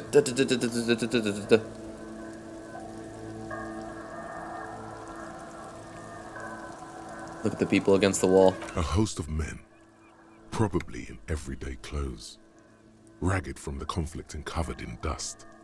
They were not sitting, a common practice for executions in some nations, as demonstrated by the height level of the bullet holes. They stand, facing the wall. It's impossible to discern any details about their personality or background. Look at the line of soldiers. 7 men in combat uniforms and dark coats, holding automatic rifles aimed at the people. Soldiers from some side, but from which one? Look at the person standing on the side. The commandant, the one who gives the order. Machine gun fire crackling through the air. The lights of the muzzle flashes dancing on his face. Kim. Who was who in this execution? I don't know.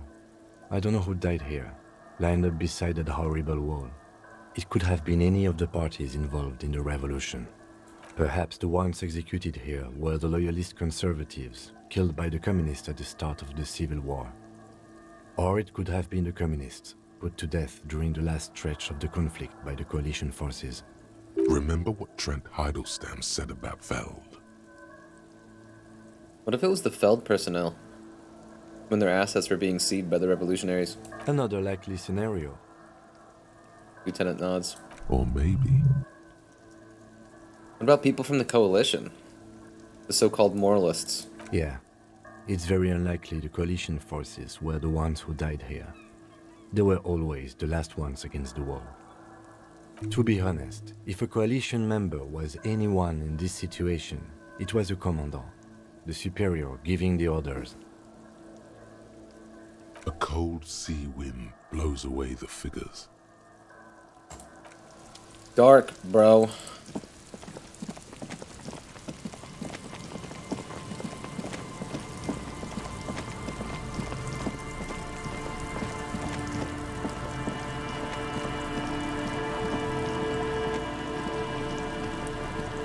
What do you think hangs in your head if you're up against the wall? And you know you only have moments left, and you're just like anticipating being pierced by lead. What hangs in your head? Like, what does that hopelessness feels like? Or, like, is it not a hopelessness? Do you give into it at some point and just say, like, hey, this is my hand? Relax, it's not yours. You didn't cry. Yeah. Do you think of your family and friends? Do you play with the past? Do you play with the future without you? The present. Playing with the present feels like you're probably pretty possessed by the situation. And just like, what does the thought process look like?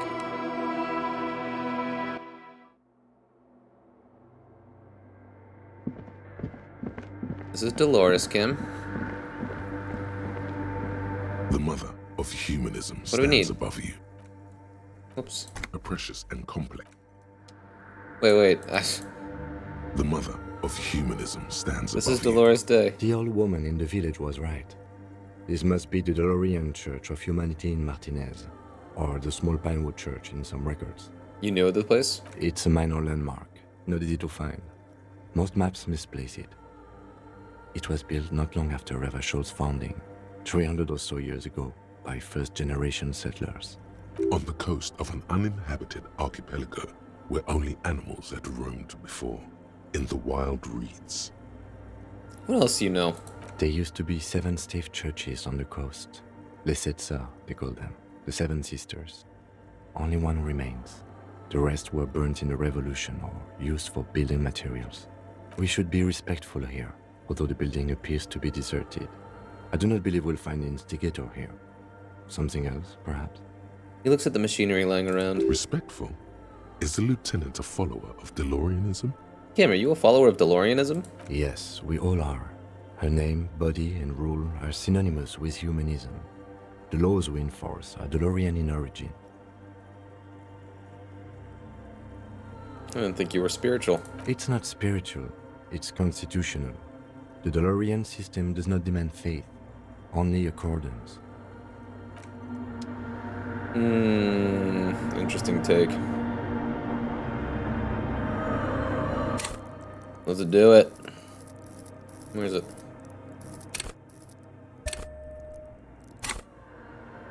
The mother of humanism. 72, come on. Jigsaw of broken shards falls into place in front of you. A ghostly reconstruction of the stained glass window. Before it was shattered, there was an older woman beneath the younger one. And a text. A leitmotif below them both. What shattered this mosaic? Unknown. A motor carriage? A gunshot? Someone falling into it? Or maybe just hooligans looking for something to break? Who is this older woman? The escutcheon on her throne says, Irene the Navigator. She is depicted as an older woman wearing thick-rimmed eyeglasses, holding a golden rights apfel in one hand and a scepter in the other. This is the queen her innocence day advised. Above, she herself is whole. Small figures of wise men, common men, Worshippers walk up the stairs to stand at her feet. Secret Servicemen, farriers, stand in a row guarding her. It must have taken years to produce this work in all its dizzying detail. The motto. What does it say? Below both women, in luminous black letters, Après la vie, mort. Après la mort, la vie de nouveau. And then, along the left side, Après le monde, la gré. Après le gré, le monde de nouveau. After life, death. After death, life again. After the world, the pale. After the pale, the world again. This is the great leitmotif of humanism, a summary of the effect of the discovery of this isola, the Insulindian, on human thinking, a tremendous sea change akin to finding life after death. Lieutenant, this used to say after life, death, after... Death, life again. He nods. After the world, the pale. After the pale, the world again. This exaltation is common in Dolorian sacralism. In the early years, it was even incorporated as the RCM slogan. No more, however. Why? It was deemed subservient to use a strongly moral intern-related motto. We already suspected of bootlicking. The sentence was also seen as too feminine. It was a macho thing.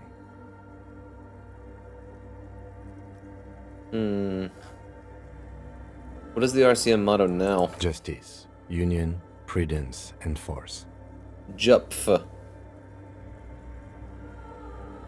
Jesus!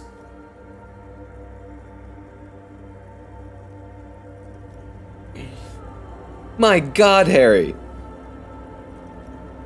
I like the other one better. So do I.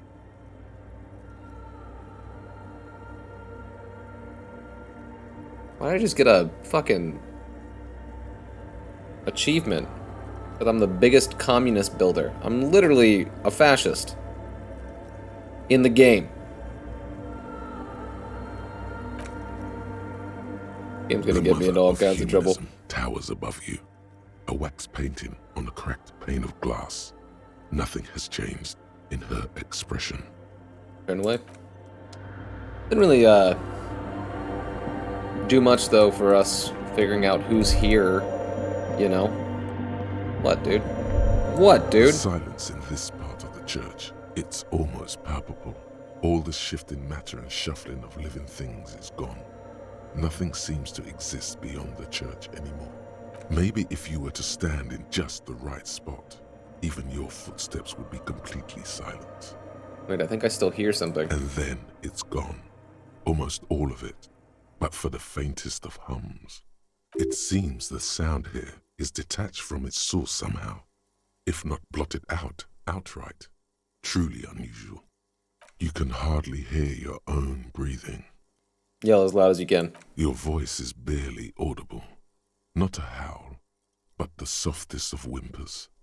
Stomp your feet and clap your hands. You produce a few muffled thumps, after which the silence feels even more total, somehow. What's happening? The lieutenant points to his ears and shakes his head. Then he leans closer. Can you hear anything? Almost nothing, and it's beginning to worry me. The church just has strange acoustics, some engineering trick. Hey, what if it's something paranatural? Please, detective, not this again. Look up into the bell tower. The orderly rows of ceiling panels become barely visible, then disappear completely in the darkness of the tower overhead. Try to see beyond the shadows. Nice. And you're even gonna pull back from me? Is it gonna be a crab man? Damn, you really are pulling back, huh? It's like there's something moving up there. A shadow has emerged from the tower and it's making its way toward you through all the other shadows. On the ceiling? Yes. The darkness makes the ceiling feel infinitely far away. Follow the shadow's movements. It's not a shadow anymore, becoming more substantial as it gets closer. The shape of an animal descends. Officer, is there something up there? Lieutenant follows your gaze, attempting to see whatever it is that you are seeing. Oh no. You've lost sight of it. Where did it go? What is happening? What? You see something hanging from the rafters, looking straight at you with dark eyes. I definitely should have saved. Maybe it's possible to talk to it. What the fuck is happening? What is happening?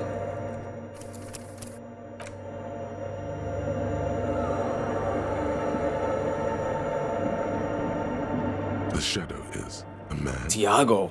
A man made of the same stuff as the carpentry of the building. He is studying you intently. The crab man. Hey, who's there?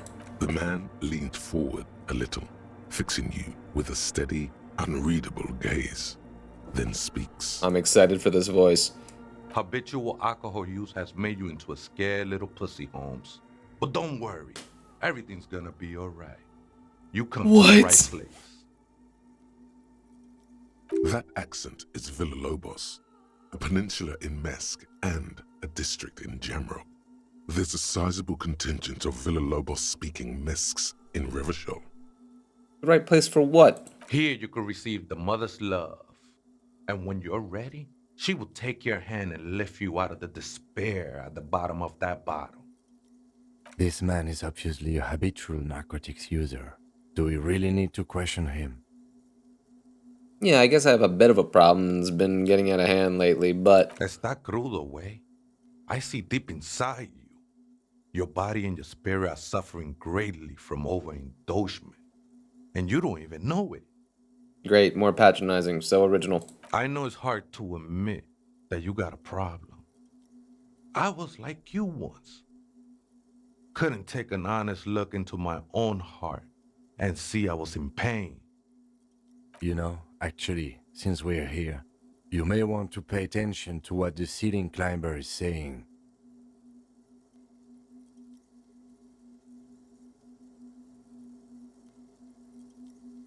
You know, alcohol is central to my identity. If I wouldn't drink, I just wouldn't be, you know, me.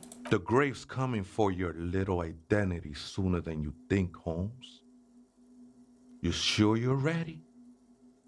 The mother could set you free from all that shit. His words echo in the cold air of the church. This is the Church of the Mother of Silence. You are welcome here. He sways gently on the beams, waiting for you to take it all in. You have no idea what the fuck he's talking about. Is he just trying to throw you off your game? Whatever it is, he's quite confident about it. Just look how gracefully he sways. 'Tis not an act, my liege. Save him perchance, he hath deceived his very self. This man is a zealot.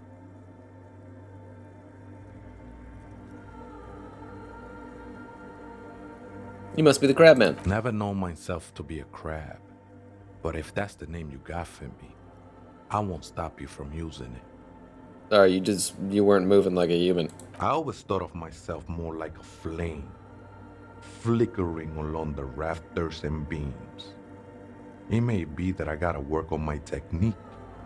That's not the only technique he's working on. Look at those carved sculptures. And is that a satchel of tools over there? Wait, did you also carve all of those sculptures? Sure am. Whittling wood used to be something I just did to busy my hands. Now I use those same hands in service of something greater than my own restlessness. You got some nice curves going there. It's all just for the mother, man. No need to overthink it. What were you before you became a crabman and a woodcarver? I was in a gangway, but my memories of that time are fading. Most of them are already gone. So many people losing their memory. A certain portent of doom. Nah, ese, it's not like that. Best thing that could happen to you, losing your memory. Do you remember your name, sir? The lieutenant is not particularly interested in this information. He's just trying to assert some control over the conversation. Tiago's my name, but those syllables don't mean much to me these days. A name isn't just your identity. but also, so to speak, your place amongst your fellows, your place in the world. I ain't got no use for such a place anymore. Should we just flex? My name's Harrier Dubois, and my place in this world is Lieutenant W. Freighter. That's just the thing, Holmes. None of that matters. He sounds melancholy saying this, his limbs a mere shadow below the ceiling. What are you doing here? This is a special place. There's a perforation in the world up there. A way out into nothingness. Sounds fucking nice, bro. This church was built around it. For purposes of veneration. I circled it. Nurtured by the silence bestowed by the mother. One of these days, I'll be pure enough to go drink from it directly. This mother of silence, you mean her? No. There's a new god in town. Oh, shit. And she can't be painted or sculpted. Because she has no limb or even a face. She is the end. She is a cavity in the dark beyond sense. She saved me. But I couldn't describe her to you. No one can, Holmes. And no one ever will. What will happen once you drink from this perforation? I will be incinerated, but not destroyed. Finally, I won with the state of the world before reality began. That sounds a bit like substitution behavior, no? You know a thing or two about that. You sure you didn't just switch one drug for another? It's not like that at all, man. It's just faith and joyful service. So you're completely sober is what you're saying. Too gleeful, those words. He is lying. Not to you. To his very own self. Hey, not judging. I got drug problems myself. I can see. And it saddens me. But devotion can save you. It saved me. Let's agree to disagree. I know it will take time. Don't sweat it. I still don't understand what you're doing in the church, bro. Don't sweat it. Why'd you say that twice? You freaked me out a little bit, bro. I still don't understand what you're doing in the church. I'm a seraph, Holmes. I sing the mother's glory. You should sing for me, the superstar cop. Oh, two's too funny, though. It doesn't really make sense for you to sing if she's the mother of silence. I don't mean literal singing, Holmes. This is the mother of silence we're talking about. It's the singing of a burning heart. You may be thinking, but fire crackles. No, Holmes. That's the material that's burning. The flames themselves are without sound. How did you even find this place, this church? Hard to say. I think I did some construction work here, back when I still had material worries. Up there, I realized what the true purpose of the church was. Been spending a lot of time here ever since. The past is nothing to me now, eh? It didn't belong to me. These yours? I think they were. A long time ago. I had to shed them like skins to get closer to the center of the silence. You could have them. I don't need them anymore.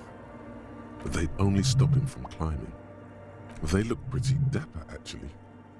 Right, I had other The questions. sinewy figure lingers on the wooden beams, blending into the shadows. You've been here a long time. Do you know why the church was abandoned? Police raid a while back. He responds, his voice suddenly flat. Did you witness it? Not really. Or at least I don't remember much of it anymore. The mother's love has done its job. That's what's so great about the mother. It lets you forget about everything. Some ravers want to turn this place into a nightclub. The ones in the tent outside? Right? I see them. Guessing they're the ones who call me a crab. Probably scared of me. Wait, did they have a reason to be scared? Nah, man. They look pretty funny. And I don't harm That's my no third one. achievement, like, within this conversation. I just got the Lawbringer. So what do you think about the nightclub, that is? Why not? They wouldn't bother me none. I'm usually way up there, imbibing. Ain't no music on earth that can reach where I go. Might even be nice to have some company. Do you know where the other spooker is? Other spooker? Oh, esa viejita es muy estudiosa. Don't know, Holmes. Viejita is grandma? Wait, so there is another person living in the church, and it's a Vieta? No. I just call her viejita because of her clothes. She's actually quite young. Or maybe not that young.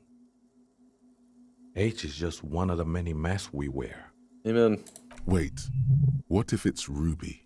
For real, though. Did it ever seem to you like she was hiding here from something? Lieutenant seems to be thinking the same. He takes out his little notebook. You mean like a fugitive?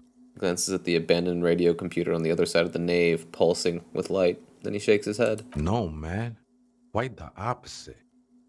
I don't think she cared much about authority or anything else for that matter. Maybe only about her machines. I see. And where is she now? I told you, Holmes. I don't know. How can you not know that when you both live here? Don't really follow her comings and goings. Just see her typing on her computer now and then. We got different interests. You got nothing else to tell me? How she looks, what she does, who she is? Who is she? I'm afraid not, Essay. You just have to wait until she comes back, or... He shrugs. Or search through her radio computer. Have you by any chance heard the Vieta say the password to her radio computer? Too many times, Essay. You need it for something. Surveys are a good way to fish for personal information, especially in the name of public safety.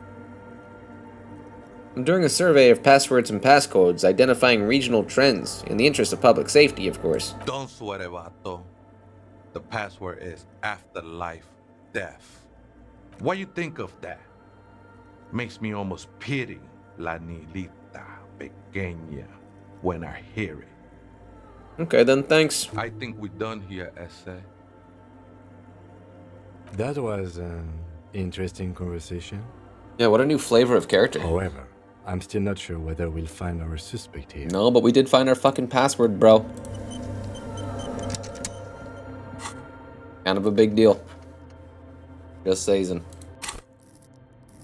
Look at our third row here, team. Endurance.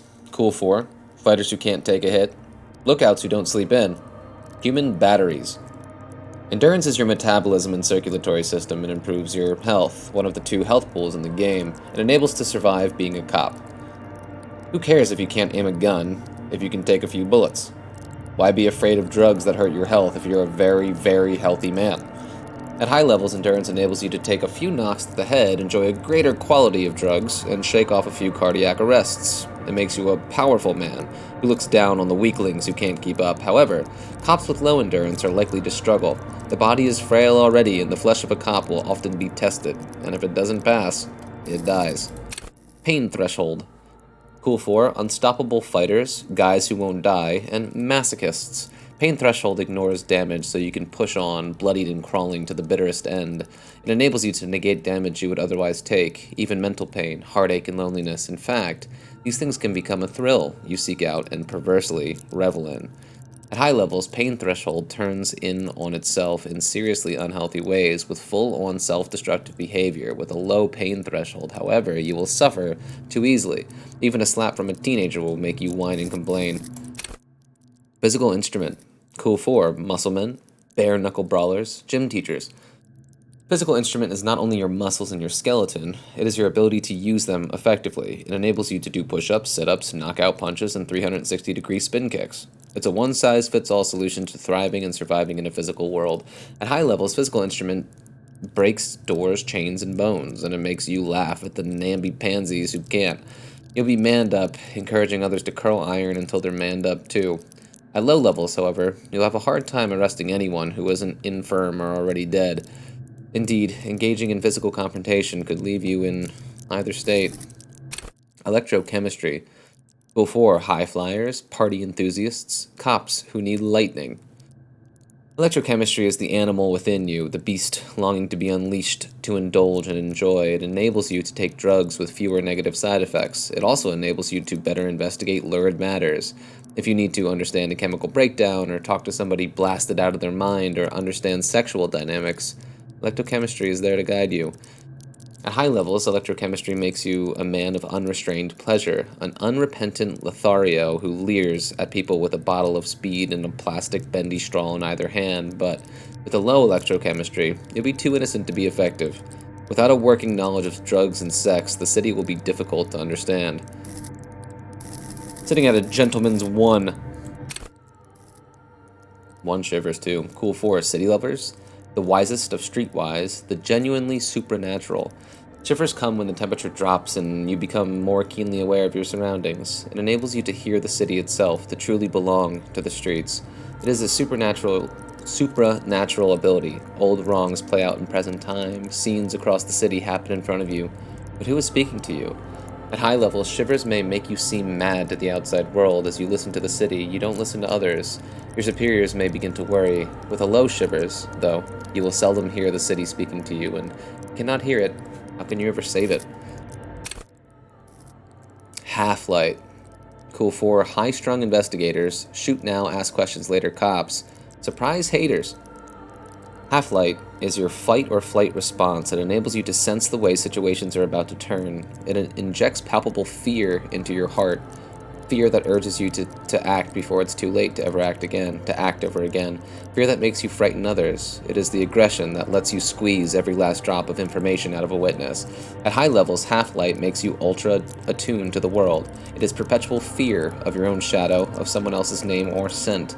You'll be ready, always, to pounce and physically interrogate passers-by. At low levels, however, you'll find your survival instinct is lacking, and your methods limp-wristed. Limp-wristed. Those who respect violence will not respect you. Cool. Okay, so we just got the A-OK to start our nightclub. We don't know who the we have to go talk to the woman over the thing. We have the password now. We gotta go do it.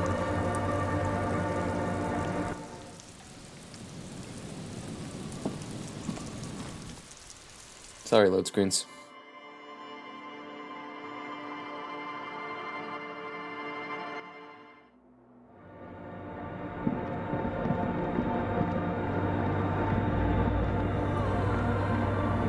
The machine's keyboard, the speaker. Good morning. Let's try this again. I think I may have the right password for the personal log. Please repeat the password. Afterlife. Death. Good. I have unlocked the filament. After ending the call, please press print to access the filament. Fortress accident. Is there anything else I can do for you today? Thanks, but I'm finished with this call. Goodbye, Fortress accident. He says as her voice disappears into a whirl of The static. machine's keyboard is the printer prints out a long text document with dated paragraphs. It looks a bit like someone's journal. Read the The printout. first entry, made on the 4th of February, 51, by an unknown author, is short and concise. Arrived at the church. The door was boarded up, so I used the crowbar to get inside. Looks like the place has been deserted. Nothing out of the ordinary, but I'll ask around. Need to figure out how to get the electricity in. The lieutenant leans closer, scouring the printout over your shoulder. Just as you finish reading, he looks up, muttering under his breath. 4th of February. That's over a month ago. Whoever set up those machines has been here for quite a while. You think this log might be connected to the case? Our case? No, I don't think so. It must be some local eccentric. Read the second entry. 6th of February, 51. Had a little chat with the local fishermen. Said I shouldn't go near that place, that the church was spooky and ridden with narcotics. It's a little spooky, all right. Still haven't figured out the electricity. The third. 7th of February, 51. Finally got the electricity in. Next on the agenda, a new antenna. I'm thinking Esca series, something advanced. Why would you need an antenna? Why would anyone need any of this equipment here? He steps on a wire running on the ground, inspecting it with his boot. For setting up her radio computer. Read the 4th entry. 8th of February, 51. Bought the antenna. Had some problems setting it up. Called Simo for help. Heard the others are back to making art. Drinking somewhere out of town. Sulislav started a rock band again. Lexi has been seen asking money from strangers. But at least the artists have their act together. They're qualified labor. They can get work anywhere. Graphic design, ads. The programmers are doing fine too. I mean, they're programmers. The writers, though, they're fucked. You're talking about the failed business RPG people? I just have to find out what caused that data loss and be done with it. Still don't understand how it managed to wipe out the backup, when the backup wasn't even connected to the front. I know. Everyone thinks it's impossible. They say I must be lying. I'm here to set it right. Give me a sec, my allergies are going nuts. It seems like something to do with radio computers. Unfortunately, I don't know enough about them to understand what the author is saying. Something about the backup data getting destroyed, and how everyone thought it was the author's fault. Let's just keep reading. Artists, programmers, Lexi. Who are all these people? I think these people worked in the radio computer games business. The one we saw in the Doom commercial area. They must be our former co-workers. Read the 5th entry. 12th of February, 51. Brought some food from the grocery store. Apparently, there's a strike going on in the harbor. Definitely not happy to see the Martinez people again. Everything's now set up in the church. Going to start working tomorrow, 8 a.m. The strike. We are nearing the date of the murder. Keep reading. I'm interested now. I want to know what's that radio anomaly that sent this person here in the first place. Read the 6th entry. 25th of February, 51. I've been sending data up to Lintel for a while now, trying to recreate the data loss, but nothing. Didn't even feel like logging in, the disappointment. But I did discover a curious audio-spatial anomaly at the back of the church. I've named it the Swallow. It swallows sound. Need to get some mics. Is she talking about? 28th of February, 51. Yes, the first recordings confirm that the Swallow is real, and I'm not just losing my mind. It's a pillar of silence, with a diameter of approximately 3 meters. Seems like the higher I go, the less I record. This might be a coincidence, or it could be connected to the data loss that led me here. The pillar of silence. She is talking about the silence. Is she suggesting it's more than just an architectural quirk? But what could it be? The lieutenant doesn't answer.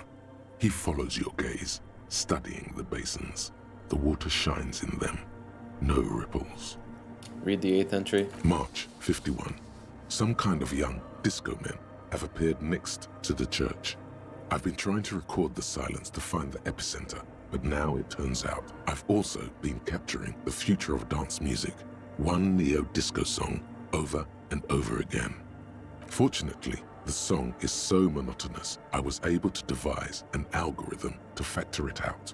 The other day, one of the disco men came in. Before I could even say hello, she got scared and left. Good, I don't want anyone distracting me from my work. That disco man must be a cell. She must be describing a cell. The girl on the ice? Sounds like her, yes. Read the 9th entry. March 51. I got a call from the repeater station.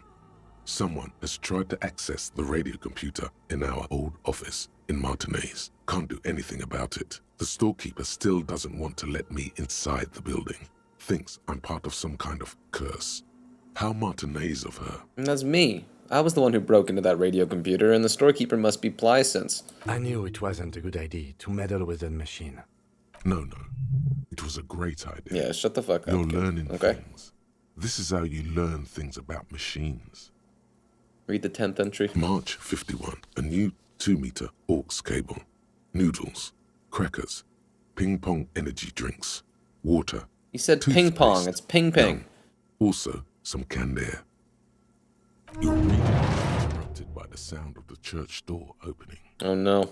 A stranger makes straight for the radio computer. Suna? What the fuck is going on? Kim, get your gun ready.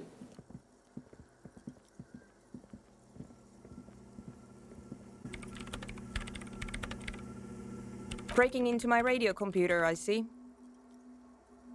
She glares at you as she holds down the off button for several seconds. The machine reboots. Yes, you are breaking in, but not into her radio computer. You're a master circuit bender. I do apologize for the intrusion, madame. We are with the RCM, you see.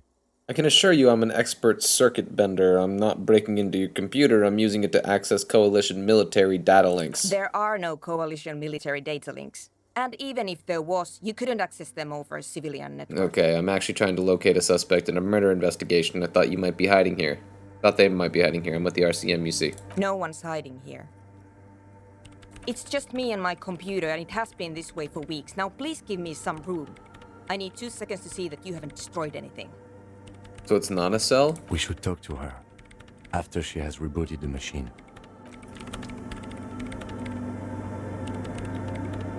What is it? I didn't break anything, did I? No, you just printed out my personal log and wasted some paper.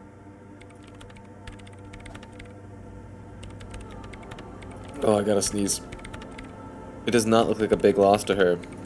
Hey, are you the lead programmer of Viral Untethered? By any chance? Yes. Or, no. Not anymore. That project is dead. She doesn't seem surprised to be recognized. Rather sad. Something passes over her face before she straightens her back. Sorry, but who are you? What are you doing here? I am Soona Luukkanen-Kilde, the former Say lead that again. programmer of Fortress Accident That was and awesome. RSA radios. I have over 16 years of programming experience, and I'm proficient in both Vox and Orbis languages. If you're not here to hire me, I don't really know how I can help you. She turns back to the terminal. Did she say over 16 years of experience? She must have started programming when she was still a teenager. That still doesn't answer what she's doing in an abandoned church. Have you seen the Crabman? Nope. Do you know he's around? Yes. He's seen you. And? And the Crabman has seen you. I don't care. I don't care about crapmen. She barely looks up, now tinkering with the machine's printer. Have you seen anyone suspicious? Say, a woman named Ruby. What? No. No one's suspicious around here.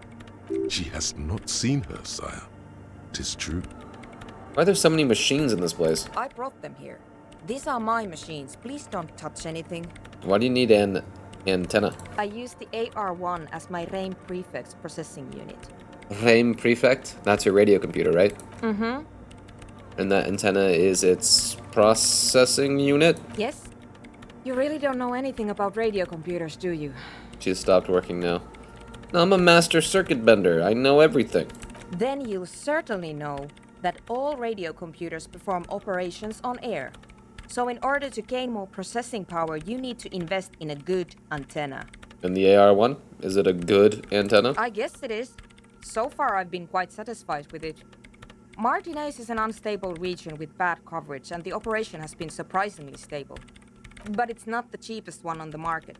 So I wouldn't recommend it for your regular red tape operations. Fraser 1000 is a foolproof line for civilians. Anyway, you should do some research before you decide to buy anything. Ask around, compare the prices. There are many milieus dedicated to that sort of thing. What are you doing with your radio computer? I'm working.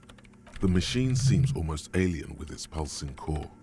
The light casts in her face in a strange shadow.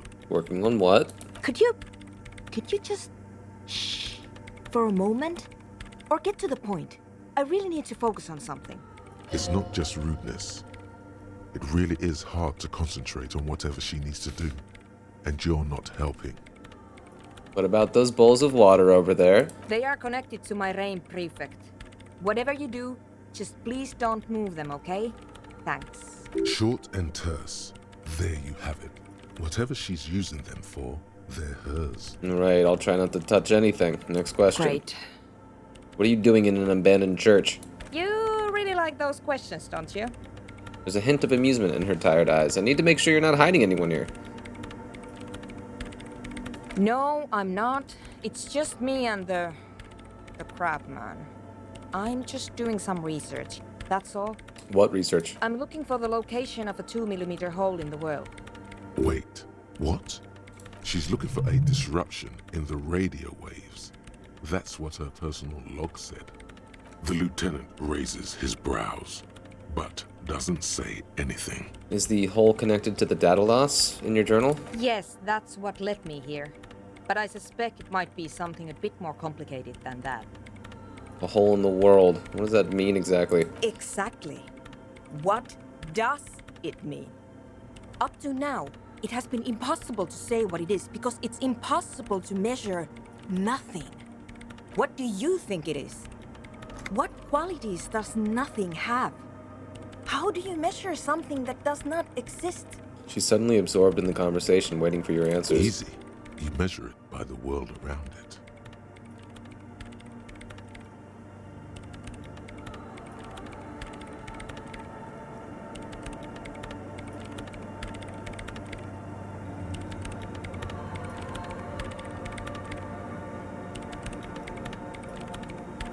One's the most fun, of course. Despite the question being infinitely interesting. I gotta be crazy. Hold on a moment. Does it mean we're now living in a world that has holes in it? I don't know. Are we? That's what I'm trying to figure out here. But how do I figure it out? You measure it by collecting data on its surroundings, on that which exists. Exactly. Very true. That's what I've been aiming for. That's why I have those basins. I've tried using hydro transducers to record the silence, to find out where it begins. But honestly, it's not progressing very well. She grows silent, staring at her circle of basins. It looks like some ancient ritual. Do you have any idea where this hole might be located? Somewhere underneath those roof beams, I assume. She looks up, eyes trying to pierce the pitch black heights above, but without much success. Only a faint crisscross of rafters can be made out from the dark. Most of the tower disappearing into the shade. Why there? There's this place at the back of the church. A place where all audible vibrations seem to cease. I've named it the Swallow. And the higher you go, the less you record. The Pillar of Silence? Are you sure it's not just an architectural quirk? Maybe. But it's oddly close to the physical coordinates of the data loss that led me to this place. This is where the Crabman lives. I know. You don't think Crabman might be somehow responsible here? No, I don't. You said that the research isn't going well. Why not? Because it's just trial and error, trying to locate the Swallow, the exact point in space. And I don't have a... You know what? It would be really helpful if you could just stop talking and let me work. Well, that's all I wanted to know about the scary 2mm hole in the world, for now. Great. Thanks. How do you feel about hypnotic dance music? What? I hate it. I bet she hasn't even heard it. Have you even listened to it, like, actually listened to it? Yeah. Like, all the time. My tent neighbors don't really ease up with their partying, do they? She pulls a face that looks absolutely scathing. Maybe I'd have to be on drugs to get it, but to a sober mind it just sounds like uninspired rug whipping. No idea what it has to do with either dancing or music. Right, but how do you feel about a club for hypnotic dance music? This is about those speed freaks in the tent, isn't it? I've got some news for you. It's not a nightclub they want to build here. I know, but what do they want to build then? Take a guess, why don't you? A petting zoo, a place for animals. I can't believe they got you so easily. Go have another talk with those up-and-coming entrepreneurs, will you? Thanks. Good luck. I'm not coming in there. Alright, well, I'll let you work in peace now. Okay, well, my, allergies are kind of killing me, so I think I'm gonna call it. Let's read that last list of quirks, and we'll call it a night there, and we'll confront the, speed freaks. Ugh. I'm getting some sneezy blue balls over here. Okay. We'll talk to the speed freaks first thing next time. Alright. Last 6 here. Hand-eye coordination. Cool for trick shooters, snipers, jugglers. Hand-eye coordination loves the interactions between you and things that fly in the air. It enables you to catch coins from mob bosses, shoot straight, and understand firearms intimately. Want to know the precise make and mark of a pistol? Hand-eye coordination's got you. Want to shoot someone with it? Ditto. At high levels, hand-eye coordination makes you deadly. Supposing you're a weapon in your hand. Supposing you've a weapon in your hand, but once you do, hand-eye coordination will compel you to take the shot, even if it's not the best approach. At low levels, however, you'll be even more of a disaster in waiting, because when the guns go off, and they always do, you'll probably hit the wrong target. Perception. Cool 4, fine detail detectives, sensualists, urban scavengers. Perception wants you to be open to the world, with eyes, ears, and nose working at full capacity. It enables you to take in what others don't notice. The little wad of bills hid away in the sugar bowl, the odor of a perp hiding beneath the floorboards, the gulp of a suspect after claiming they've nothing to hide. At high levels, perception takes in every final detail of the physical world, enough to overwhelm all but the strongest mind. However, with low levels, you're going to miss out on everything. After all, you can't arrest what you can't see, hear, or smell. Reaction speed. Cool 4, shot dodgers, thinkers on their feet, pinball heads. Reaction speed is the agility of your body and mind. It is instinct. It enables you to dodge punches, knives, bullets, also sucker punches of the verbal kind. You'll be more streetwise, never lost for words or lacking a witty comeback. Your mental alacrity lets you connect little details on the fly, working in tandem with your intellect skills. At high levels, reaction speed makes your twitch reflex freakishly good. However, when your body acts before your mind, innocent situations can turn bad fast. You're high-strung, overly alert. At low levels, though, you won't be the one shooting first, which probably means you won't be shooting at all. Savoir-faire. Cool for acrobats, thieves, unbearable show-offs. Savoir-faire urges you to be better than you are. It urges you to be disco. Slip by others in Sumerian boxing style, then tumble out the back with unexpected acrobatics. It enables you to move with silent footsteps, to groove to a good beat, and to lift useful evidence off perps without them noticing. It also makes you a cooler cop, whose athletic flair will certainly impress the citizenry. At high levels, savoir-faire will make you the king of cool, which is as much to say the most stylish douchebag in Rebishol. Nobody will see you until you're ready to be seen, and then they'll get the full treatment, whether they want it or not.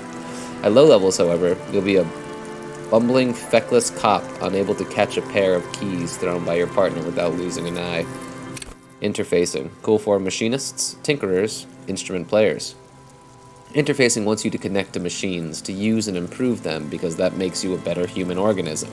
It enables you to understand interactions with machines, be that how to repair the motor of a Kanema motor carriage, how to analyze the way a suspect used a pen, or how to refigure electrical circuits. It even lets you steal keys off a keyring without being noticed. At high levels, interfacing will isolate you from society. Why bother with people when you can talk to machines? And why bother with things like money when you can just pocket that display sandwich?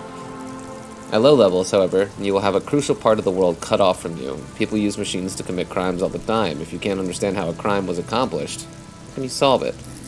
Composure. Cool 4, card players, military fetishists, and cool people. Composure wants you to not crack, or at least it wants you to not crack in front of other people. It enables you to put up a strong front. It keeps your emotions hidden from the world and helps you to read the body language of others, to sense the cracks in their own composure. As well, it keeps you looking good while you do it. You'll rock that disco outfit a lot more if you don't slouch. At high levels, composure makes you tuck your gut in and maintain a stern expression. Even lying in bed late night when no one else can see you, you'll have to keep it up. You'll never be able to stop. With low composure, though, you'll always be the first to crack. Every cop's got a point when all that fear and rage comes spilling out, and the ones who unleash it don't stay on the force much longer. Perhaps worse still, you won't even make the ranks of fashion police. Well, there we have it. Incredibly well written. We'll save here. A little bit of a shorter session, but gotta look after the body. Main menu. Great stuff. I will likely be back with more tomorrow. And slowly cracking away, huh? I keep telling myself that we're not going to do everything in this game, but then I just get possessed by it, and we wind up doing it anyway. But we'll see. We'll pick up the pace a little bit in the future. So yeah, that was Disco Elysium. I think night 10. Thanks for watching, if you're still watching at all. It's fucking cool. Alright, yo. Have a good night. Peace.